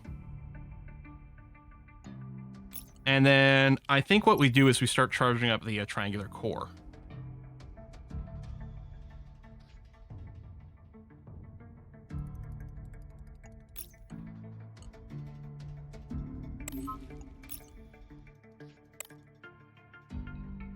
So this is going to sit at 5.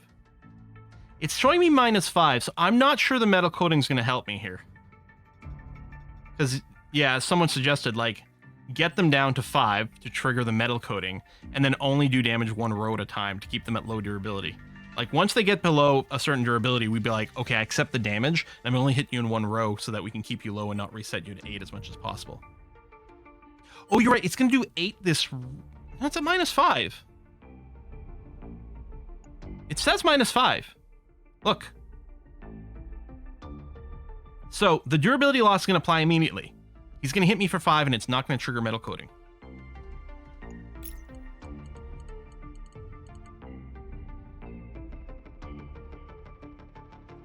Enemy triggers after showdown? Okay, well, we'll see. Yeah, so that's what I'm thinking.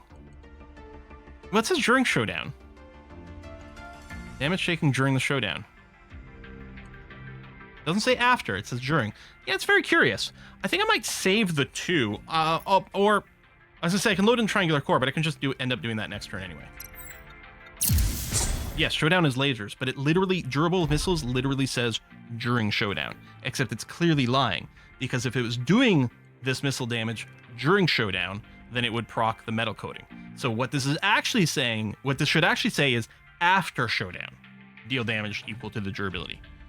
So this is misworded, because it's clearly after showdown. You are moving. That's slightly unexpected.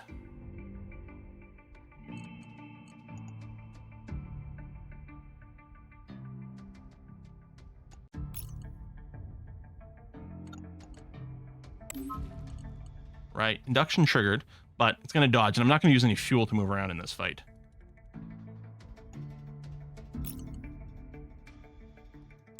Yeah, I'm still getting the -5. What do you mean it should have been 4 + 5 damage? But you only took... Why would it be 4 + 5? Why would I have taken 9 damage?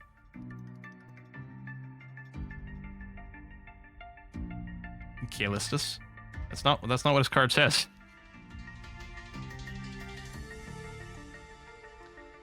So I think I still like the idea of not necessarily rushing down his durability and just accepting stuff. Well, Demonac, I'm worried about resetting his durability back to 8. Right, if I just hit him 2 columns, brings his durability down to 3. I take 3, sure, but then the next round I'm not setting up to taking a whole lot of damage.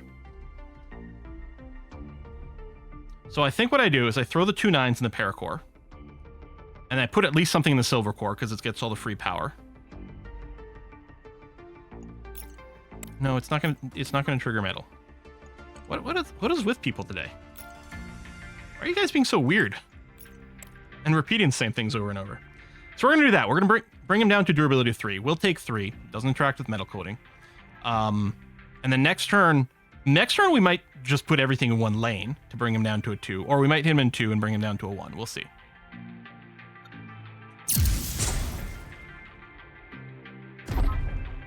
Five damage from 5 from top damage, 4 from lower. He's only hitting me 1 time. Let's just... I'm not sure what you're seeing. He's only hitting me 1 time. I know he's got these extra gun graphics on here, but that's not what's going on. Anyway, so yeah, this is going to hit me for 3. Except I'm going to hit him at least in 1 row. So it'll be 2. I could hit him in 2 row and only take 1. But we clearly need a lot of time to deal with him. So I want to try to milk this as long as possible.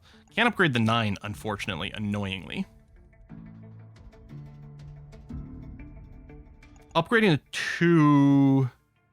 So I could pair here, but it's only +2. I think it's better to upgrade the 2 and just feed them into the top row. Oh no, but that would be 2 things. I really want to maximize over here. So it doesn't matter whether I upgrade this or not. Although, I guess I will.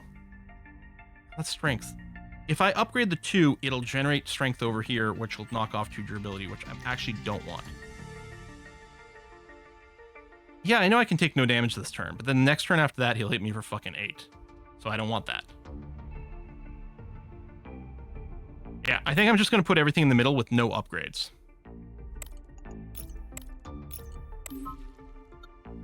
So I'll take 2. And next round, I can take just 1.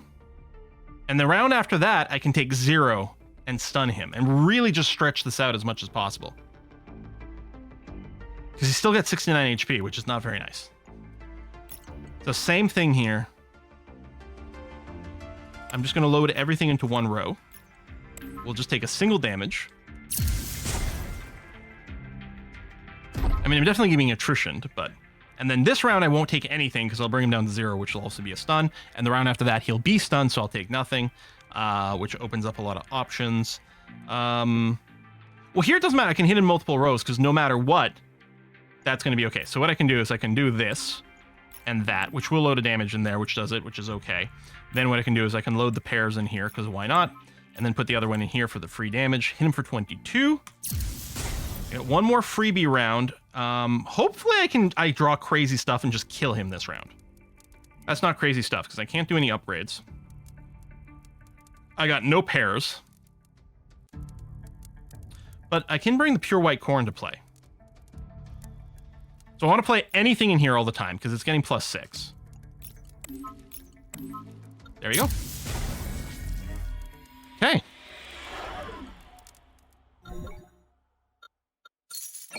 We got a treasure. Nice.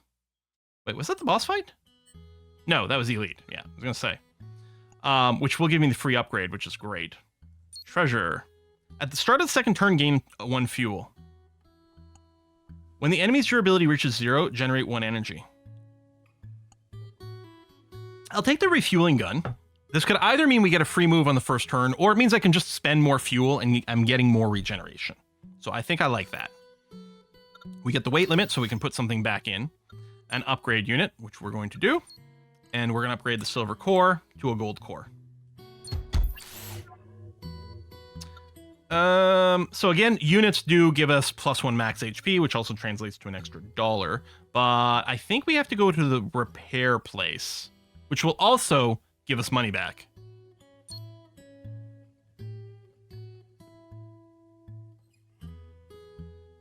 That's not what I expected. I don't want number 2. That's insane. I'm going to take this. I mean, there's another repair spot, but there's no guarantee that it's actually going to heal me, apparently. Apparently, repair places aren't always repair places. We're going to have to go with this one.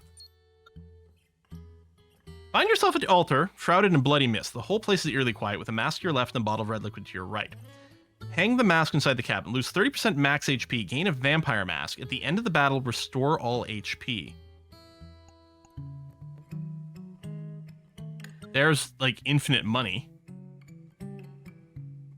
Should have gone to 1 HP. Yeah, but I'd still have to win 1 battle without taking any damage. Or just restore all HP. It is awkward timing for the boss. We'd be going into a boss fight with only 13 hit points if I take option 1. It's obviously awesome. If we can survive the boss fight with 13 HP, we're going to be set. I think I got to play it safe, though. We got to, like, beat the boss and keep going. It still gives me tons of money. So we're going to go into the boss fight. We're going to use our shopping card here to make some more money. And no, I don't have to call repair ship. We've already used it. Dark Beholder. Oh, I guess I'm covering that part, so that might be confusing people. And yeah, this is only a sec. We've got another final boss after this. So yeah, I'm gonna shop now. We got tons of cash. No legendary treasures, which makes me sad. At the start of battle, reduce the enemy's durability by 1 point. That seems pretty good. Prism. At the start of the third turn, generate a 3-point orange. Pure white star. At the end of showdown, if all loaded energy in attack units are white, generate 1 energy. No. The Consecution needs orange specifically, and we only have 1 orange power in our slot.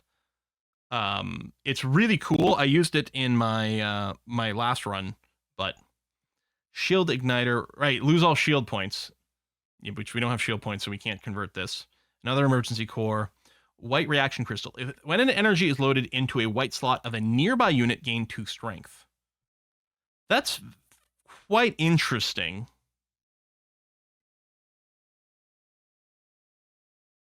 So we'd have to move this presumably into the middle. It's strength, it's not power. So I have to load a bunch of white energy into other things and then load something into this. I put it above the white core, yeah. Well, I think we're taking the weakness analysis glasses no matter what. The question is, do we also take the white reaction crystal? I think we give this a try.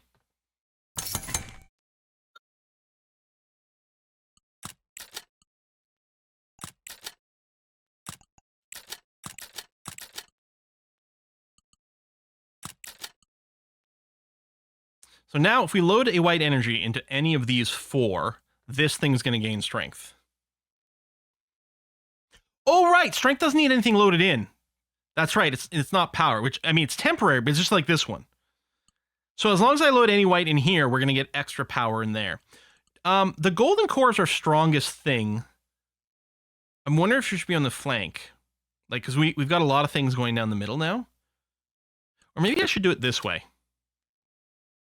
Because the pure white core, the paracore, the golden core are all going to be pretty consistent things. And then sometimes we throw some extra stuff in the triangular core. And sometimes this gets a little bit of freebie power.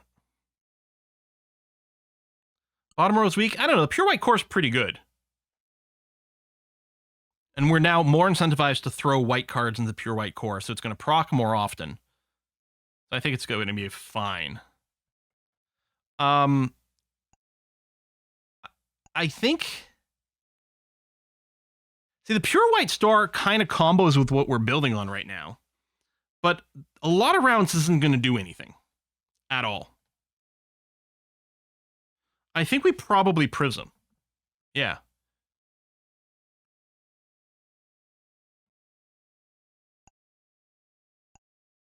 Because why not? I mean, all it is a single 3-point energy. But it's obviously good.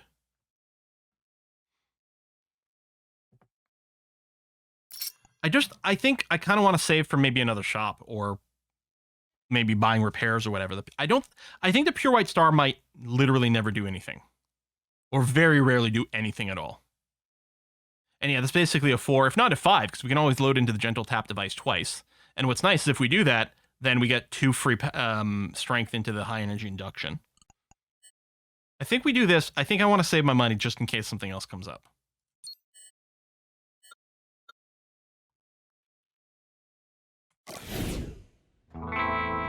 Now, we might end up having to retreat and then rearrange our modules, but let's see. What the heck is this thing? Refracting Mirror, countdown 3. When taking showdown damage this turn, the enemy takes the same amount of damage. In just this row or overall? That's going to be scary when this triggers. Terrifying Spikes. Have 1 power in battle. Failure, double this unit's power. What the fudge? So every time I beat... Wait. Anytime I win any row, these things double their power?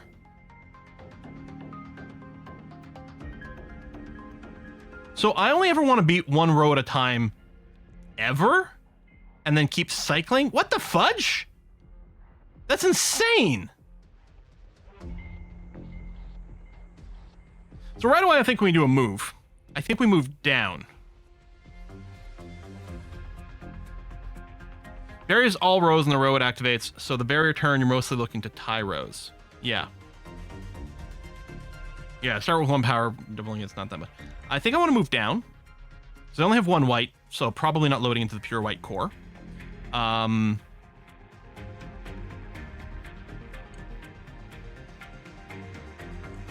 It's a lot of damage. Jesus.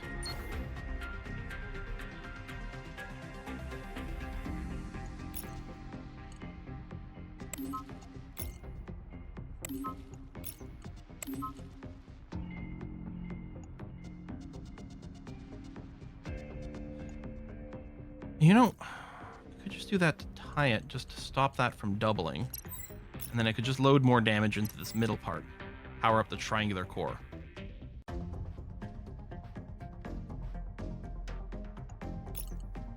So we can double in the pair core. Okay, if I double in the pair core, it only brings us up to an 8. So it's minimizing the damage we take here. Or I could just put in the 9 and...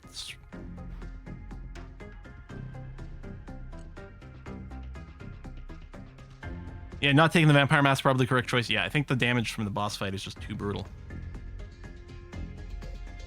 I think that's what I'm going to do. I'm going to put the 9 in here to break even. And I'm just going to load these 2 cards in here, which is going to help us start powering up the triangular core.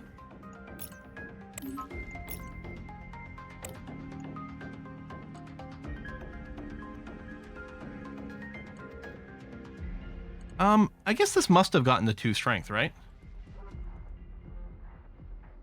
I mean, it's not showing the number on here, but... Oh, yeah, it's hitting for 4. Wait, why are you hitting for 4? I only loaded wide and wide energy, didn't I? It didn't... The Vanguard, I didn't load an energy into this. Oh, it's when it's loaded into a white slot. I completely... Okay, it's not about loading in white energy cards. It's about loading in to a white slot. That's completely different. I was misreading this. I thought it was every time I played a power card that was white, not a power slot that was white. This is so much better. Okay.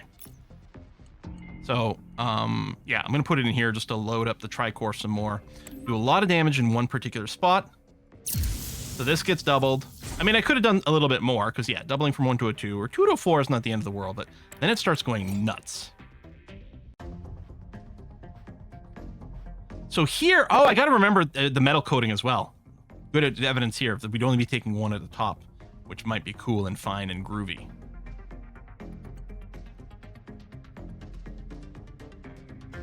I can do a crap ton of damage at the bottom, right? I could load in both these bad boys at the bottom. Wickedly overkill over here. We'd double this one again, but that might be fine. It would give us a bunch of power here. And we might just be able to beat both of these. Because if I put this in here, it enables the tri-power, which is a good investment for the future. And all of a sudden, we're only taking 1 because of the metal coating. Well, annoyingly, this is going to get power, but we're still... Okay, now we're going to beat it there, which does mean this is going to double this. On the other hand, knocking down durability is good. We could move, but I don't think there's any reason to it. Moving up, what does moving up do for us? I mean, it changes the doubling to these guys, but it's using a fuel to just avoid 1 damage, when probably we're going to need to fuel for a more critical turn.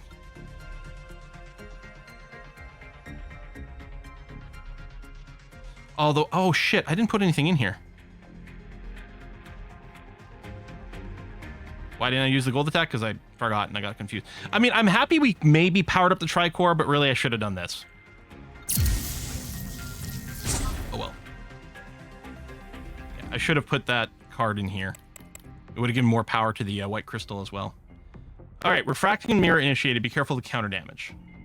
Ink shutdown takes, so we really want to try to pair, or at least minimize. I mean, if we bring everything to like 5 or less, then we're actually going to be in a pretty good place.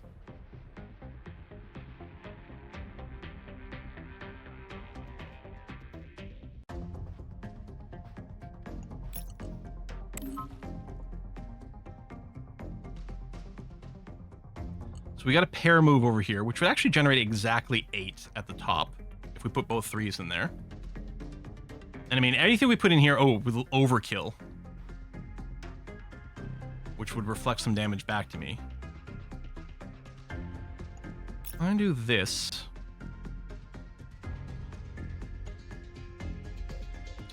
I mean, I guess.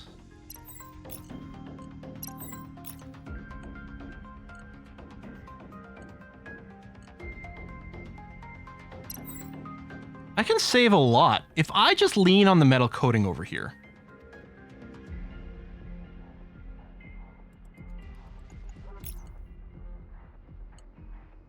Next attack's a big round.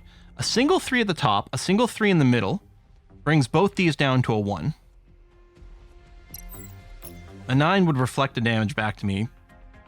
Still hurts their durability, though. Hold on. That's very interesting.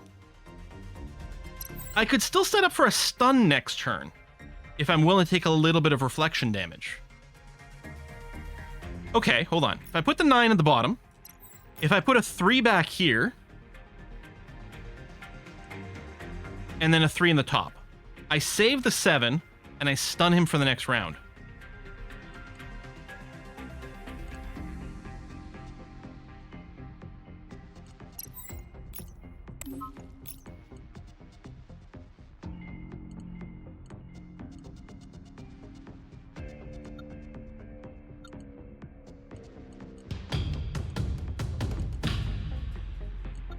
Sorry, did I thought a 3 here was going to be fine. Did I miscount something? I can upgrade you to a 4 and drop it in.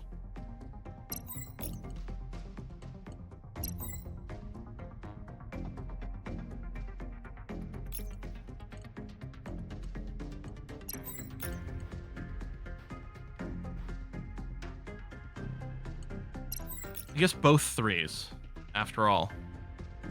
That'll just bring it up to an 8. Which is fine. I only have to build 2, so drop the 7 in here, both 3s at the top. So I would take no damage at the top. I would take a tiny bit of reflected damage in the middle. 'Cause there's going to be more power in the middle by playing this. I got to play 2 cards at the top regardless.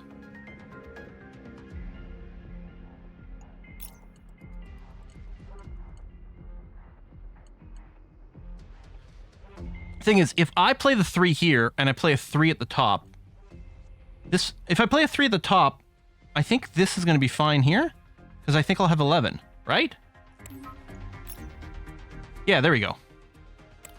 There you go. So I'm just going to take 2 reflected damage and 1 damage over here, but he'll be stunned for the next round, and I save the 7, which is what I'd calculated, and apparently at some point I'd confused myself about the whole thing.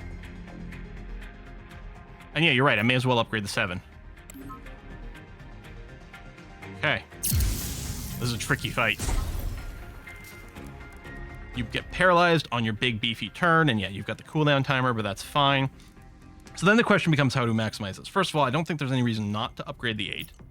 So we'll do that. We obviously want to play something in the golden core if we can.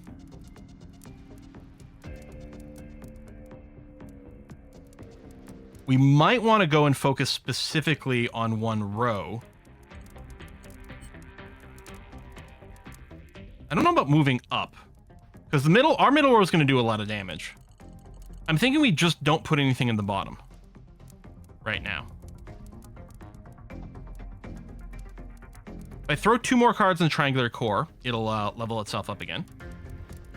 Throw anything in here.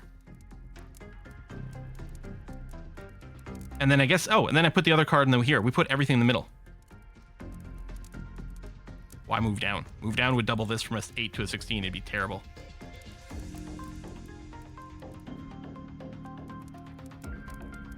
Yeah, so I don't think any of the position matters. Yeah, we could move up to just double this from a 1 to a 2. We do have a fair amount of fuel. I think I'm still going to save it. I think I'm just going to go Unleash in the middle. And yeah, I don't think it matters which card I play where.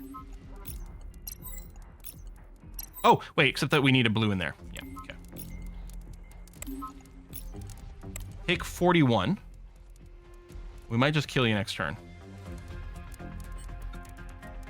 Oh, if I did the damage at the bottom, if I move down now, did the damage there, next turn I could move up, dodge the 16, This is the boss fight, so we're gonna get full fuel, aren't we? You know what? I like that. All right. And then hope we kill him next turn. This thing's still gonna be on cooldown, so theoretically we can just absolutely dump everything next turn.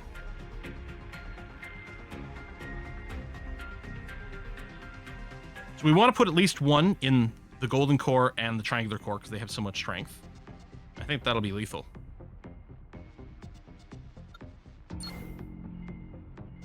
Take 10 to the bottom, but we're going to fully healed.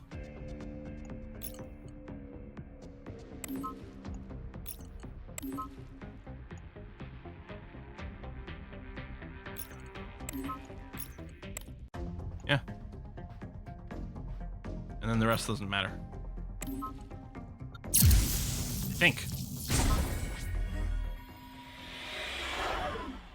Never put anything in the middle slot, just the white slots around. Yeah, but I wanted everything to be in the one row last round, which is why I put it in the white crystal reaction as opposed to one of the flanks. I wanted to only hit one row for the doubling. All right, treasure me, baby. Ooh, legendary. Transcending particles. Oh, we saw this earlier. Upon generating white energy, increase its point by 1. We don't generate any energy whatsoever, so this is not helping us, unfortunately. Starting pistol. At the start of the third round, all tri-power units gain 3 tri-power points. So ideally, at the start of the third round, we want the triangular core to be empty for maximum gain. It would gain it. Just because we don't generate anything, I think transcending particles, we skip. It's a great card. It's a great card. Oh, you're right. It had 3 slots back here, which would have generated more. You're right. My bad. I forgot because when this was level 1, it only had 1 slot, so I still sort of had that in my head. Yeah, this is such a good card, but doesn't do anything for it. We don't... You generate 3 energy per turn. No, we draw 3 energy. You think this applies to the cards I draw? I assumed that it's stuff like this, right? After loading an energy, generate another energy. But we never use this on white. There's no way that this applies to drawn cards. Generating these after draw, yeah. So I'm going to take the pistol. It'll at least help this thing out. And maybe we'll look at more tri-load things. Multi-cleaver. This is a support unit. When the unit behind loads a white energy, it loads the identical energy 1 more time. Put it right here. We have to take something out, but that's fine. We still got a basic core. Quadriburst. Yeah, we're not going to quadriburst. We're going to take the multi-cleaver. I'm going to get rid of the basic core. And I'll put this here. Because we're already highly incentivized to load white energy into here. Because it gets extra strength. Now it's going to get... Like, we load 1 in here, it gets it twice. We could put it into pair core, because then they're exactly the same number. That's true. If we do this, it means if we load... Any white card we load in here automatically gets paired up. So we get the 2 strength. On the other hand, this also gets the extra 2 strength. And sometimes what we want to do is pair non-white cards. So, and then we get more value from this, because this is +2 per card. This is +2 if we complete a pair. So it's only 1 per card. So this is stronger. And if we upgrade the pure white card, it's going to get even better. The top feels a little weak right now. I mean, the thing is, the basic core was never doing much for the top. Certainly the top is our weakest spot. But, I mean, the pair core still does some things for us. The high energy induction, maybe we move it over here to boost it a little, because I think the bottom with the pure white core getting, multi-cleavered is in a good place. So this is going to potentially passively gain us a little bit more. We might just go looking for more cards. All right, we got 7 vacation days. I really like things that manipulate our energy resource. I also really like treasures. We can do both of those. Seems pretty good. I'm going to propose we do the treasure first. Lose 3 fuel, which is all of our fuel. Gain counter, which is a treasure. For every 25 energy generated, additionally generate 1 9-point orange energy. I mean, that's really strong. But again, right now, the only thing we're doing for energy generation is the gentle tap device. And we can't even use it every round. Well, we certainly rarely can we use it with both slots, let alone every single round in general. This is pretty cool, but I don't think we've got the generation. Evil projection. When an attack unit gains power, it gains strength equal to the power gained. The only thing in us that gains power on the fly, well, first of all, anything that we play first from the Vanguard medal, and then the high energy induction. Like, or sorry, that gains strength. So it's just the triangular core, because this is power, but it doesn't increase in battle. So this is the only thing that gains power during battle. Yeah, is the triangular core. We can lose 1 fuel and gain a piggy bank. When gaining star coins, gain an additional 3 star coins. This effect becomes inactive after losing star coins. Huh. We do have fuel regen, that's true. I know, we could get the evil projection. Triangular Force is guaranteed to level up at least 1 time because of the starter pistol. And if we get another Triforce of some kind, it might be quite good. So I think we can do this. We're going to get our fuel in the second round, so it's not the end of the world. Okay, let's look at the energy resource situation. Ideally,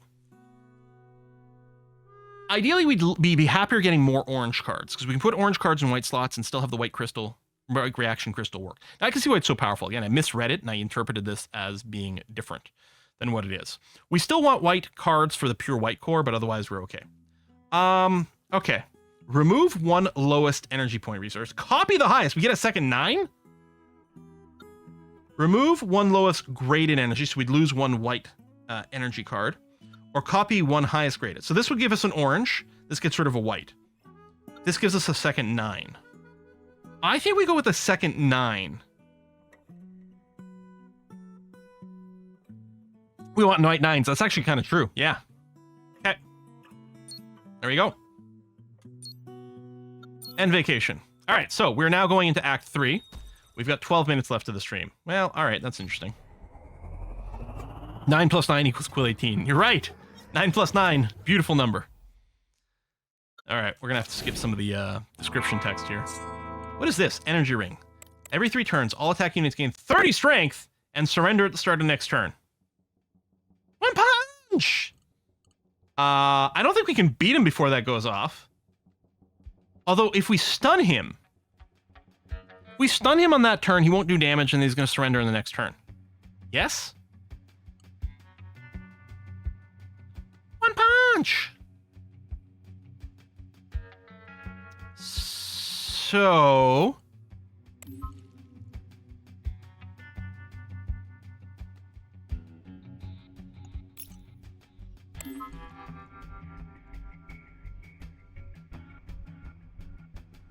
wait, hold on. What?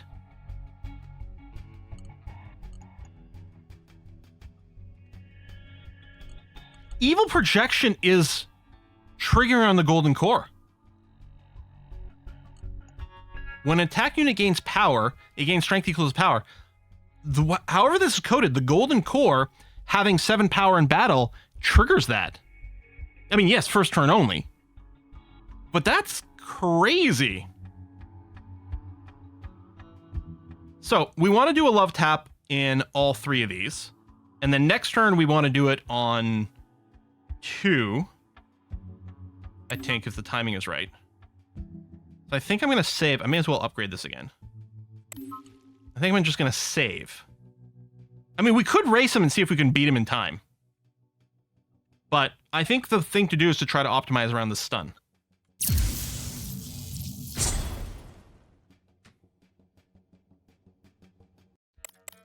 Which is going to be next turn. So we want to... okay, so we have to hit him in all 3 again, which is easy because he's super weak.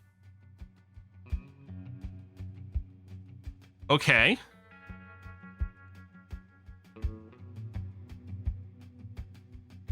Right? I'm not... next turn's the big one. Cooldown's at 1.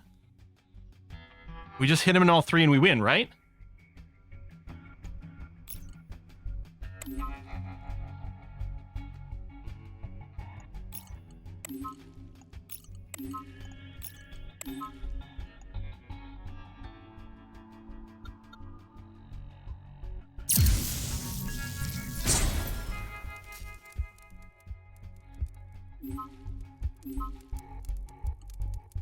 It's possible that he won't actually surrender. It definitely reset the cooldown, though. Part of me is like, hold on, maybe I should just save all my cards to make sure we can do the stun cycle a second time. I wonder if we can just kill him.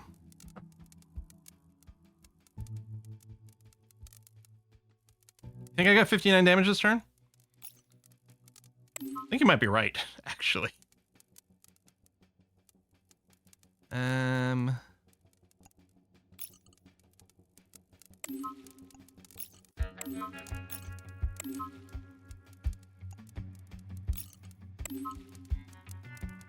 Yeah. Okay. Shit, hold on. How much damage can I actually do here?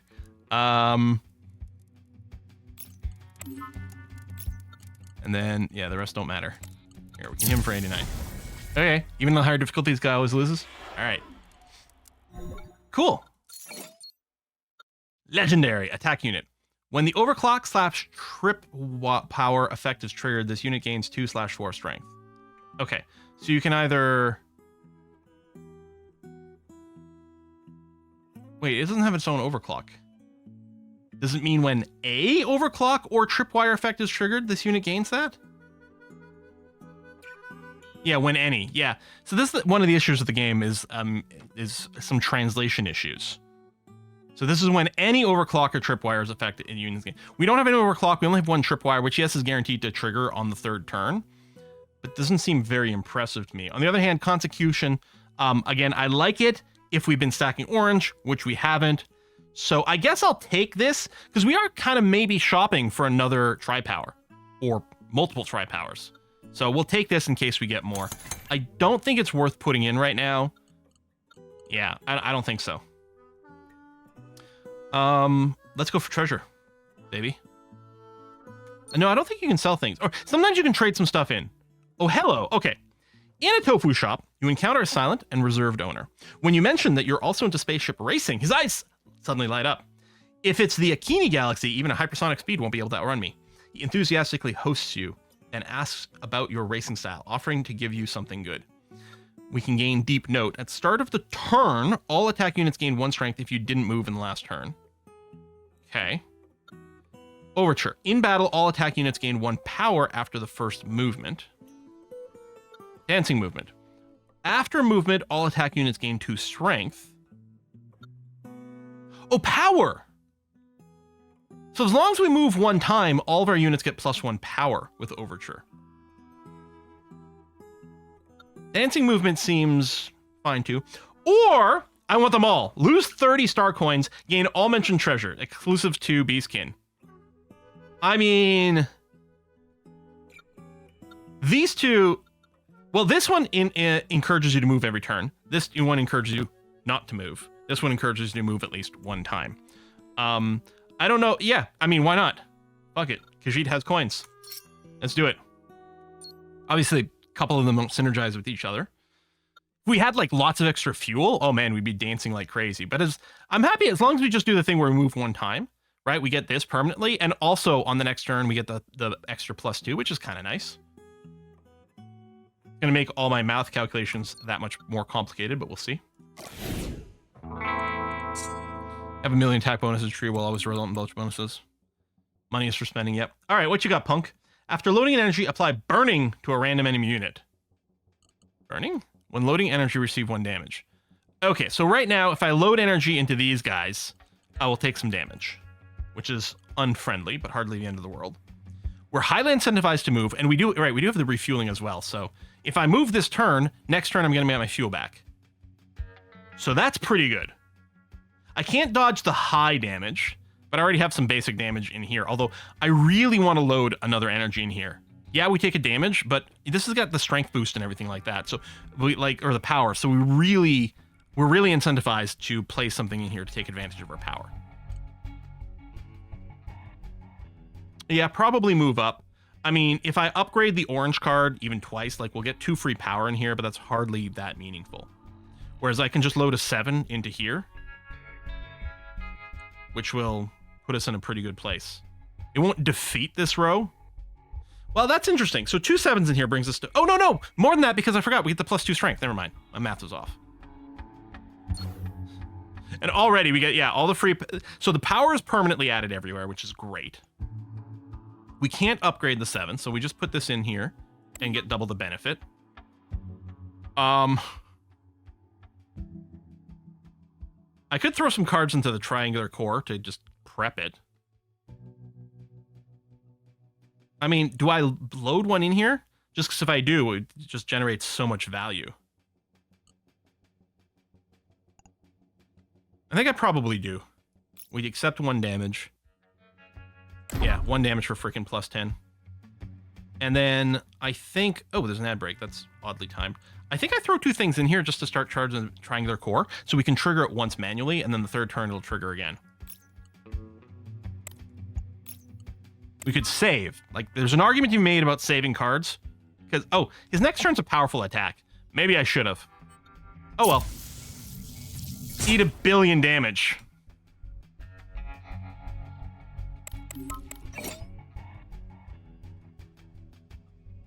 Oh, he's setting more things on fire, I think. I think we just move again.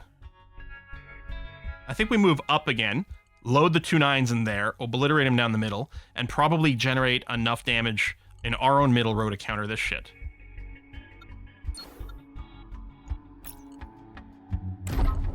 Yeah, and take no damage. Like, I'll just put a 2, say, here, just to not take the burning damage. I take nothing. He dies. Okay. Get our fuel back, so we're going to start again at full strength. Extreme cohesion. All loaded energy points are considered as the highest energy point loaded. Okay, and then it gets extra slots. So we could load a 9 and a 1. The 1 would still count as a 1. Main ingredients and leftover pieces. See, now I want to play Galaxy Food Truck. Tri-power. Oh, there's another tri-power. Generate 1 orange 9-point energy and 1 1-point orange energy. We should also proc 2 things in the high energy induction, although we would have to pull something out to fit it in. It's another tri-power. And it's just a tri-power that generates energy. But it would benefit from this. The cohesion is really neat. I think I'm going to take this, not necessarily equip it.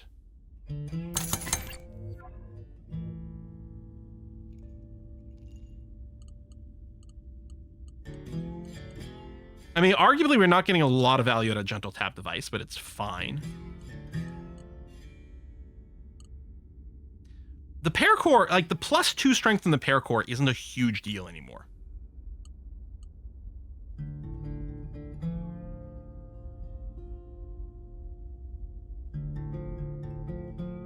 Maybe I put the main ingredients leftover pieces in here. Yeah, it's 2 white slots, but this is also... Oh, sorry, this is not an attack unit. Hold on. For some reason, I thought this was an attack unit as well. I'm like, oh, we'll replace it. It's still got 2 white slots. We'll put it in there, but it doesn't attack. So the question... So I don't think I want to replace any of my guns. We could consider dropping the high energy induction, although it does combo well with this. Do we drop the gentle tap device for the main ingredients and leftover pieces? It'll make a big, huge turn on the 3rd turn as a result of the starting pistol. Starting pistol triggers, I get a 9 and a 1 energy in my hand. Yeah, I think I dropped the gentle tap device. And do that. Now, in theory, this could be moved to proc this, because it is white slots. But, I mean, the only question might be moving it in the place where the triangular core is. Which has an argument, because we already have a lot of gunpowder, firepower in the middle because of the golden core. And maybe we don't have enough in the top. If these 2 were swapped, it would give me some extra gunplay in the top. And it gives me 2 white slots here instead of just a 1 for the white crystal reaction. I feel like I'm unlikely to be loading things in here very often. I'm mostly putting it in here just to trigger off the starting pistol on turn 3.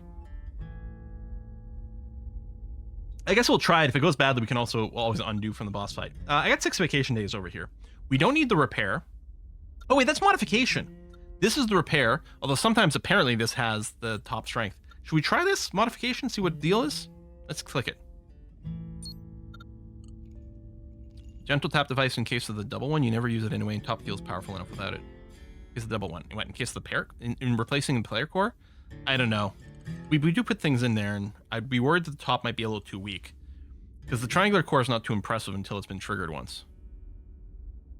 Yeah, this thing does gain power when we proc tri-powers.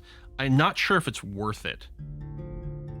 Now, the Tri-Powers will trigger twice after the third turn, which means this will be an 8 strength card, which ain't bad. All right, before you use a slot color modification machine designed by the recent tech master Pi. Pi's design's philosophy revolves around quality and difficulty. It invites you, who have gained some recognition lately, to be first try it.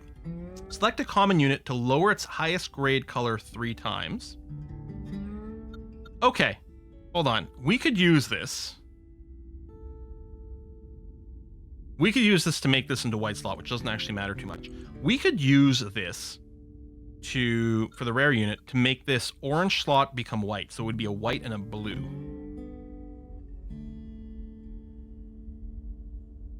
I mean, it's the only thing that's worth using it on. And in which case, if I do that, we put it back in. Yeah, it's a common. I wonder how that would work. Would it do the orange and then one of the blue and then the other blue? Or just try to it can't lower an orange 3 times. There's no such thing as 3 levels. It should end this up with these two both being white, which would be perfect. It is a common. It has side of a bluish background, so I thought it was rare. Like, see how this is blue, but that's not actually how it codes. Okay, hold on. Oh, that's insanely good. That's insanely good. We keep loading white cards into here, upgrading them, which generates a bunch of free power for the white reaction crystal. Bluish background equals support module. I guess, okay. Let's go unknown. Randomly upgrade 1 attack unit, randomly upgrade 1 support unit. Well, our support units are the gentle tap device. Upgrading this was just going to replace the blue with a white, which doesn't do anything for us. Upgrading the multi-cleaver loads the identical energy 2 more times, which we don't have 3 slots in here. Although, if this upgraded, we could throw it in front of the golden core for some funky stuff, right? Because because it's random. The thing is, if we take support and it hits gentle tap device, we get no benefit. If we take support and it hits multi-cleaver, then we can use it to feed stuff in the golden core. Although, golden core doesn't get extra benefits per card, but it still triples up our 9. You can randomly upgrade your reserve units? No. Well, that would be trash. Because I was going to say we should do an attack unit instead. Because all of our attack units in play. You can hit stuff in the inventory? That's fucking terrible. In which case I should go support on the basis that... So support has a 1 in 3 chance of hitting something good. Attack has about... well, that's an attack unit, so quite a bit more. No, attack is better. But that's annoying. Oh my god, yeah, it upgraded the emergency core in our stash. That's shitty. Oh, I can spend money? Hold on.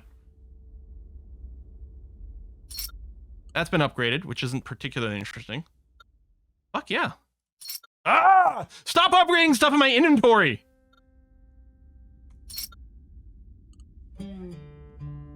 Now all of a sudden, so this has got 3 slots. Now all of a sudden, if we had done the upgrade on the multi-cleaver, it would be pretty cool there, but okay. Alright. Slightly annoying, but I guess that's what gambling is. Okay, we're going over, but we've only got 2 fights left. What are you, fair play? What's your bullshit? Paracores, triangular core, orange star diamond when you load. After loading energy, the extra strength that equals the loaded energy points. Balance justice. At the start of the turn, for both of you and your enemy, the points of the point energy resources become the same. Oh. Well, that's annoying. So it's mostly standard shit, except he's going to make all of our power cards equal to the same as his power cards, which actually fucks with us, because what we're really reliant on is dropping a 9 or a 7 in the multi-cleaver.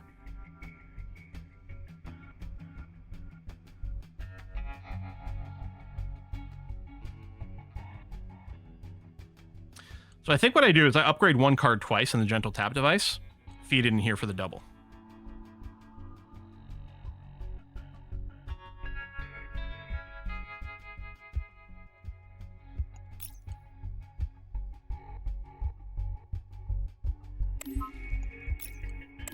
And yeah, we're gonna move probably up for here.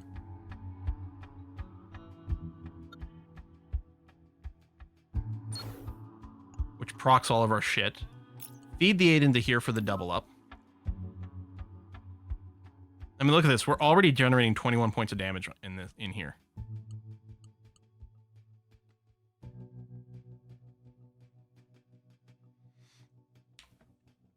Hold on. I say, do I want to save cards? I guess I could. I don't think there's any guarantee they'd be 6s. I should play 1 at least in here. Because we want to take advantage of all the power that's sitting on this thing. Like, yeah, that's a lot of extra damage. They will change. It's still more cards, which is good. For all I know, they'll change in the 9s. Or they might all change in the 1s. But it's still more cards. I could feed stuff in the Tricore, but the damage isn't going anywhere right now, so it feels kind of wasteful. 1 in Paracore. Why would we put something in the Paracore? It's going to miss.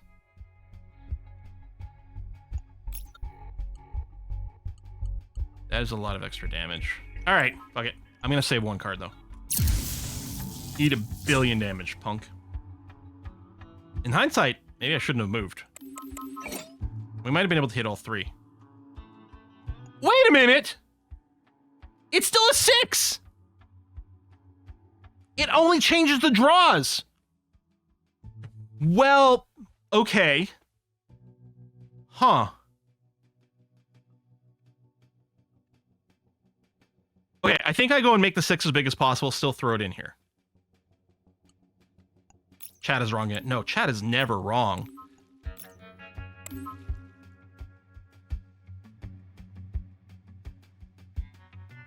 I could generate a stun this round by beating him on all 3.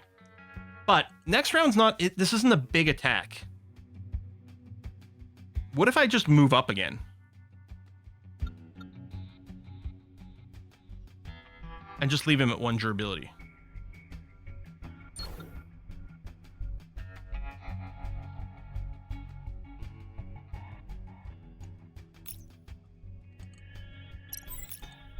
I want this, I want to save the white, and I want to save the orange for various reasons. Okay, we're going to do this. Bring him down to, like, virtually nothing. We know his next turn's not a big turn.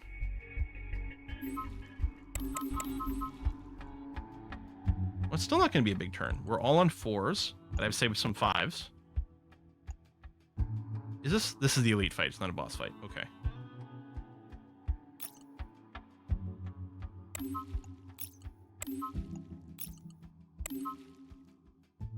Kind of want to save the fuel, which we can because one way or another, he's just toast. This guy's toast.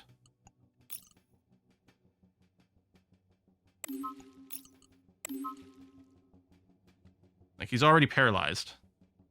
I think, no, we've got lethal. Like, there. He's dead. Okay. Cool. Groovy. All right, final boss time. Choose another treasure. After a slot is loaded with energy, its color will degrade. It's being presumably the slot, which doesn't matter. I mean, I guess the first time I load a blue energy into here, this will become a white slot. What's this? Cheat button. When an initiate effect is triggered, we don't have initiate effects. Nearby attack units gain 1 strength. Neither one of these are helpful, but I guess I'll take palette. It'll give us flexibility later on. Yeah, we don't need color manip, but if there was an option to like, or hit this button to gain like 3 hit points, I'd be like, yep. If it was 1 hit point, I'd hit it. We did get an extra slot, though.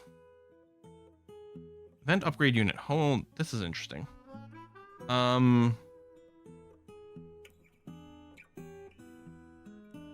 guess what we do is we throw this in, because it'll still benefit from the starter pistol.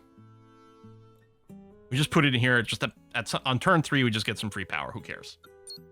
You can upgrade any eligible unit.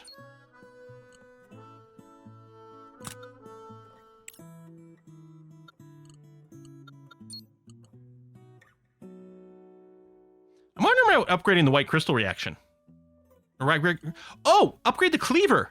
Yeah, because then we get triple up in here. Yeah. Yeah.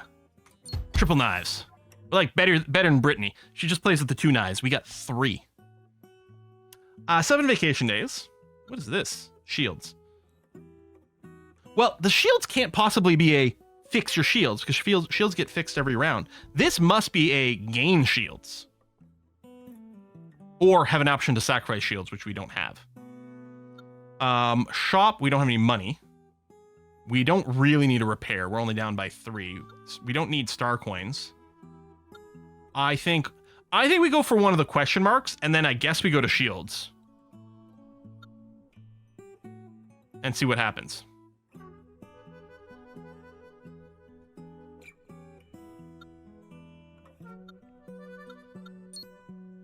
Prison of Black Star suddenly erupts in riot. One of the most dangerous criminals who has planned an attack on the Bounty Hunters Association headquarters manages to escape.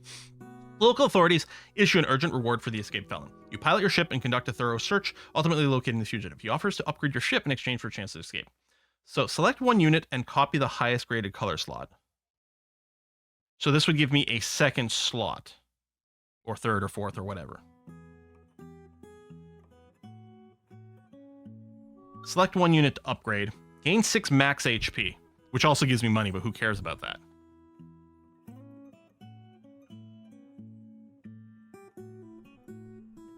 I don't think adding a slot to anything does much.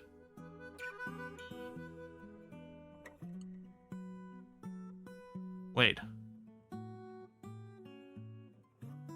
No, we want to add a slot to Gentle Tap device because it's free and will proc an extra charge on white reaction crystal. Yeah, we can get the money for the shop, but even 12 is not guaranteed to be that interesting. If we add a slot to this, that's pretty sick. Yeah, or we could upgrade the Gentle Core to the final form. Which, yeah, sure, is really good.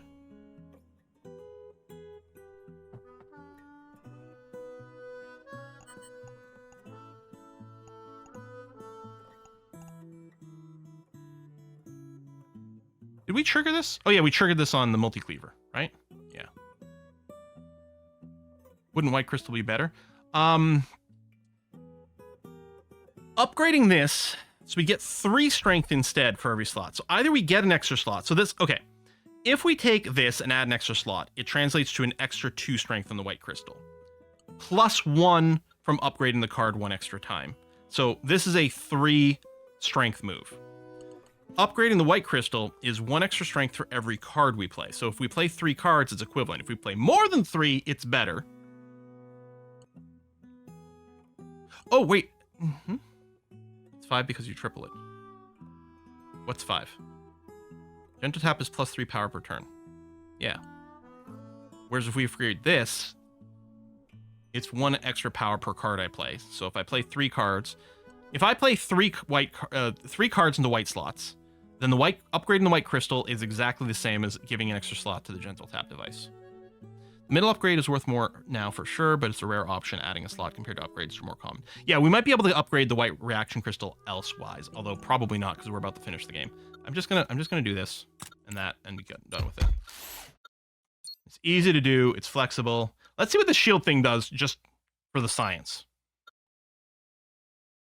Well, since we're going to the boss fight and we don't care about the shield regen, I think what we do is we grab 4 max HP. Because right now, 2 shields is exactly the same as 2 HP for the final fight. So we're going to do this.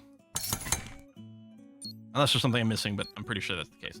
All right, time to fight the X-Bird, whoever this person is.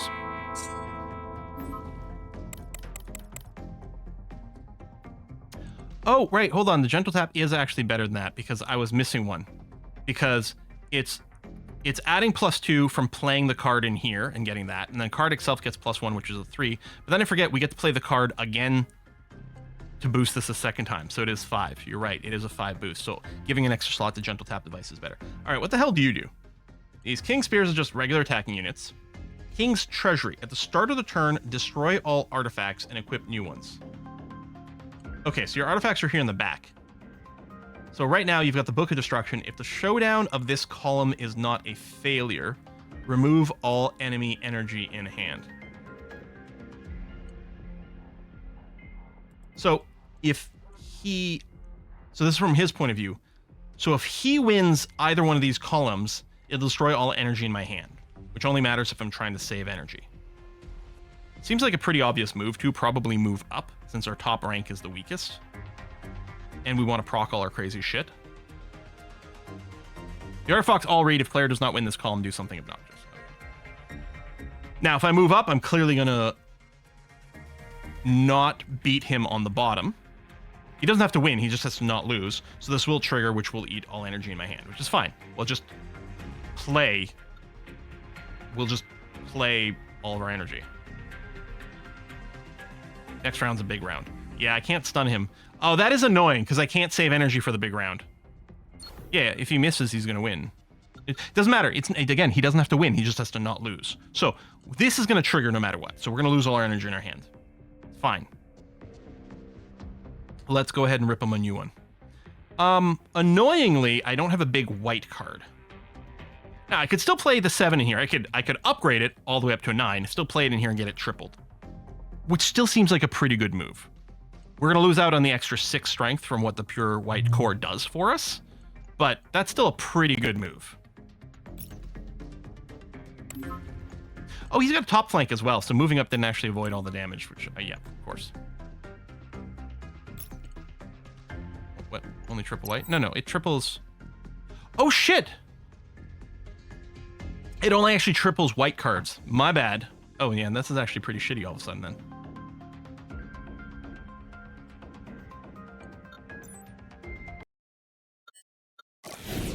I kind of feel like I still want to move up. Although, I guess what I could do is I could check. Do I think I could win as is? Well, I mean, I can bring this all the way up to a 5. Oh, yeah. You know what? I don't have to move, which means I can save some power. As long as I generate 12 attack in the top, which admittedly is a bit of an ask. Oh, no, we can do it. Oh, by playing everything. Oh, yeah, and moving... No, moving is so good. I forgot. It gives us our power and all that shit. Yeah. There we go. Now we're wrecking everything, but I still have to play all my cards because I'm going to lose them.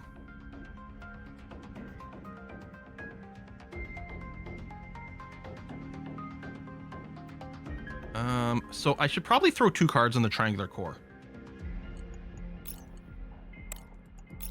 And then I want to proc our big gun at least the one time. Okay. Oh, you're right. I could have powered spare parts as well. Well, yeah. I mean, it wouldn't do any attack. It'll get us closer to generating energy. I guess that would be a way to spend things. Okay, wait. Is every turn just a big turn? What do you got here? Deal 5 damage to the enemy. Remove all energy. Okay, so again... So the 5 damage is not the end of the world necessarily. Losing cards might not matter. I mean, we got a big old 9 to drop into the pure white core here.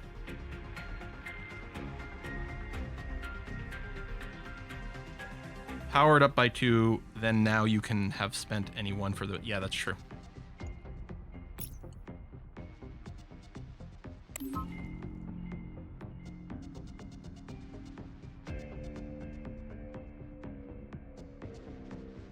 Yeah, I can't really win here. I needed the book to be down there. I could have eaten the 5 and then decided to hold on to cards. I think we probably move again here. I think I move up again.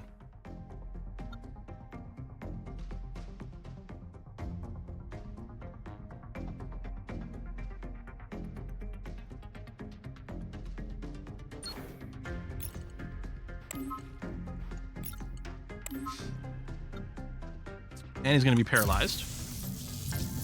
That's good. I'm wondering if his... Oh! The artifacts are in a different spot. I'm wondering if these still trigger. I bet they do. Despite the fact that he's paralyzed. And in gentle tap. Oh, fuck. Yeah, it's because I played this first. They do. Yeah, all right. That's fine. We're just going to keep dumping everything. We could move down so that we don't lose the showdown versus the dart, but I think I'll just save the fuel this round. Okay. Using the fuel will mean we get an extra +2 attack because of the dancing movement. Not using the fuel means we'll get +1 attack next turn. and then we still keep our fuel. So it's kind of similar. Can we just kill him? I'm not sure that we can.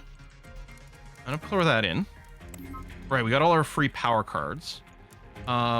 Generating orange proc stuff in here. So I think what I'm gonna do is just throw the 3 in here a bunch of times.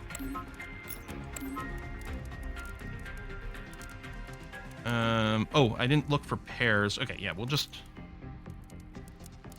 why not? Might just kill it this turn. You've already got your 9 power boost. Oh, he's dead. All right. Cool. Easy game, you guys. Boy, I should not load power into my my generator all the time, you know, just to make it a little more interesting. There you are. Woo! Oh, we got some more unlocks. We got a dog this time. Coffee, the treasure hunter, and the greedy leopard. And then new unlocks. So these are traits, right? If we when we start a game, right, we pick whichever ship. We get our base character with their inherent talents, and we get these random talents. We had 1 talent. Now we're gonna have 2 this time around. And this is why you have these rerolls, so you can shuffle it up. Like, you know, Vito's always gonna have helpful advice, but these are randomized. And if I hit random, I think all these will get random, but I think I can lock a particular pilot if I want them. So there's some interesting replay value over there. And the balance is a little, you know, there's some bosses that are, there's some enemies that are clearly way too easy, and some that are so insanely hard. But that's, you know, the case in Slay the Spire and all those things too. I really enjoyed that. I don't know if Rhino is streaming. I know A Kiss for Luck wasn't, because she was driving Essentia to a medical thing. Oh, Rhino is streaming. He's streaming Battletech? Oh man, now I have to play Battletech. We're gonna go raid them, give them some love, watch them blow up some big robots, and I'll see you on Wednesday for Kerbal Space Program 2, which I'm very excited about. We only have played KSP 2, what, like 1 time, right at like the early access release, and it was hot garbage. I mean, I upgraded my computer, like completely got a new computer for the release of the game, and it ran so bad. Things have improved a lot since then. The new science stuff is in, and there's another patch dropping tomorrow that's supposed to fix a bunch of things that I'm excited about. So I'm excited to revisit KSP 2. Hopefully it's in a good winning position. So I'll see you then. For now, give Rhino some love. Wednesday for that. Saturday, I don't know what Saturday is going to be. Not sure yet, but we'll see. Bye-bye.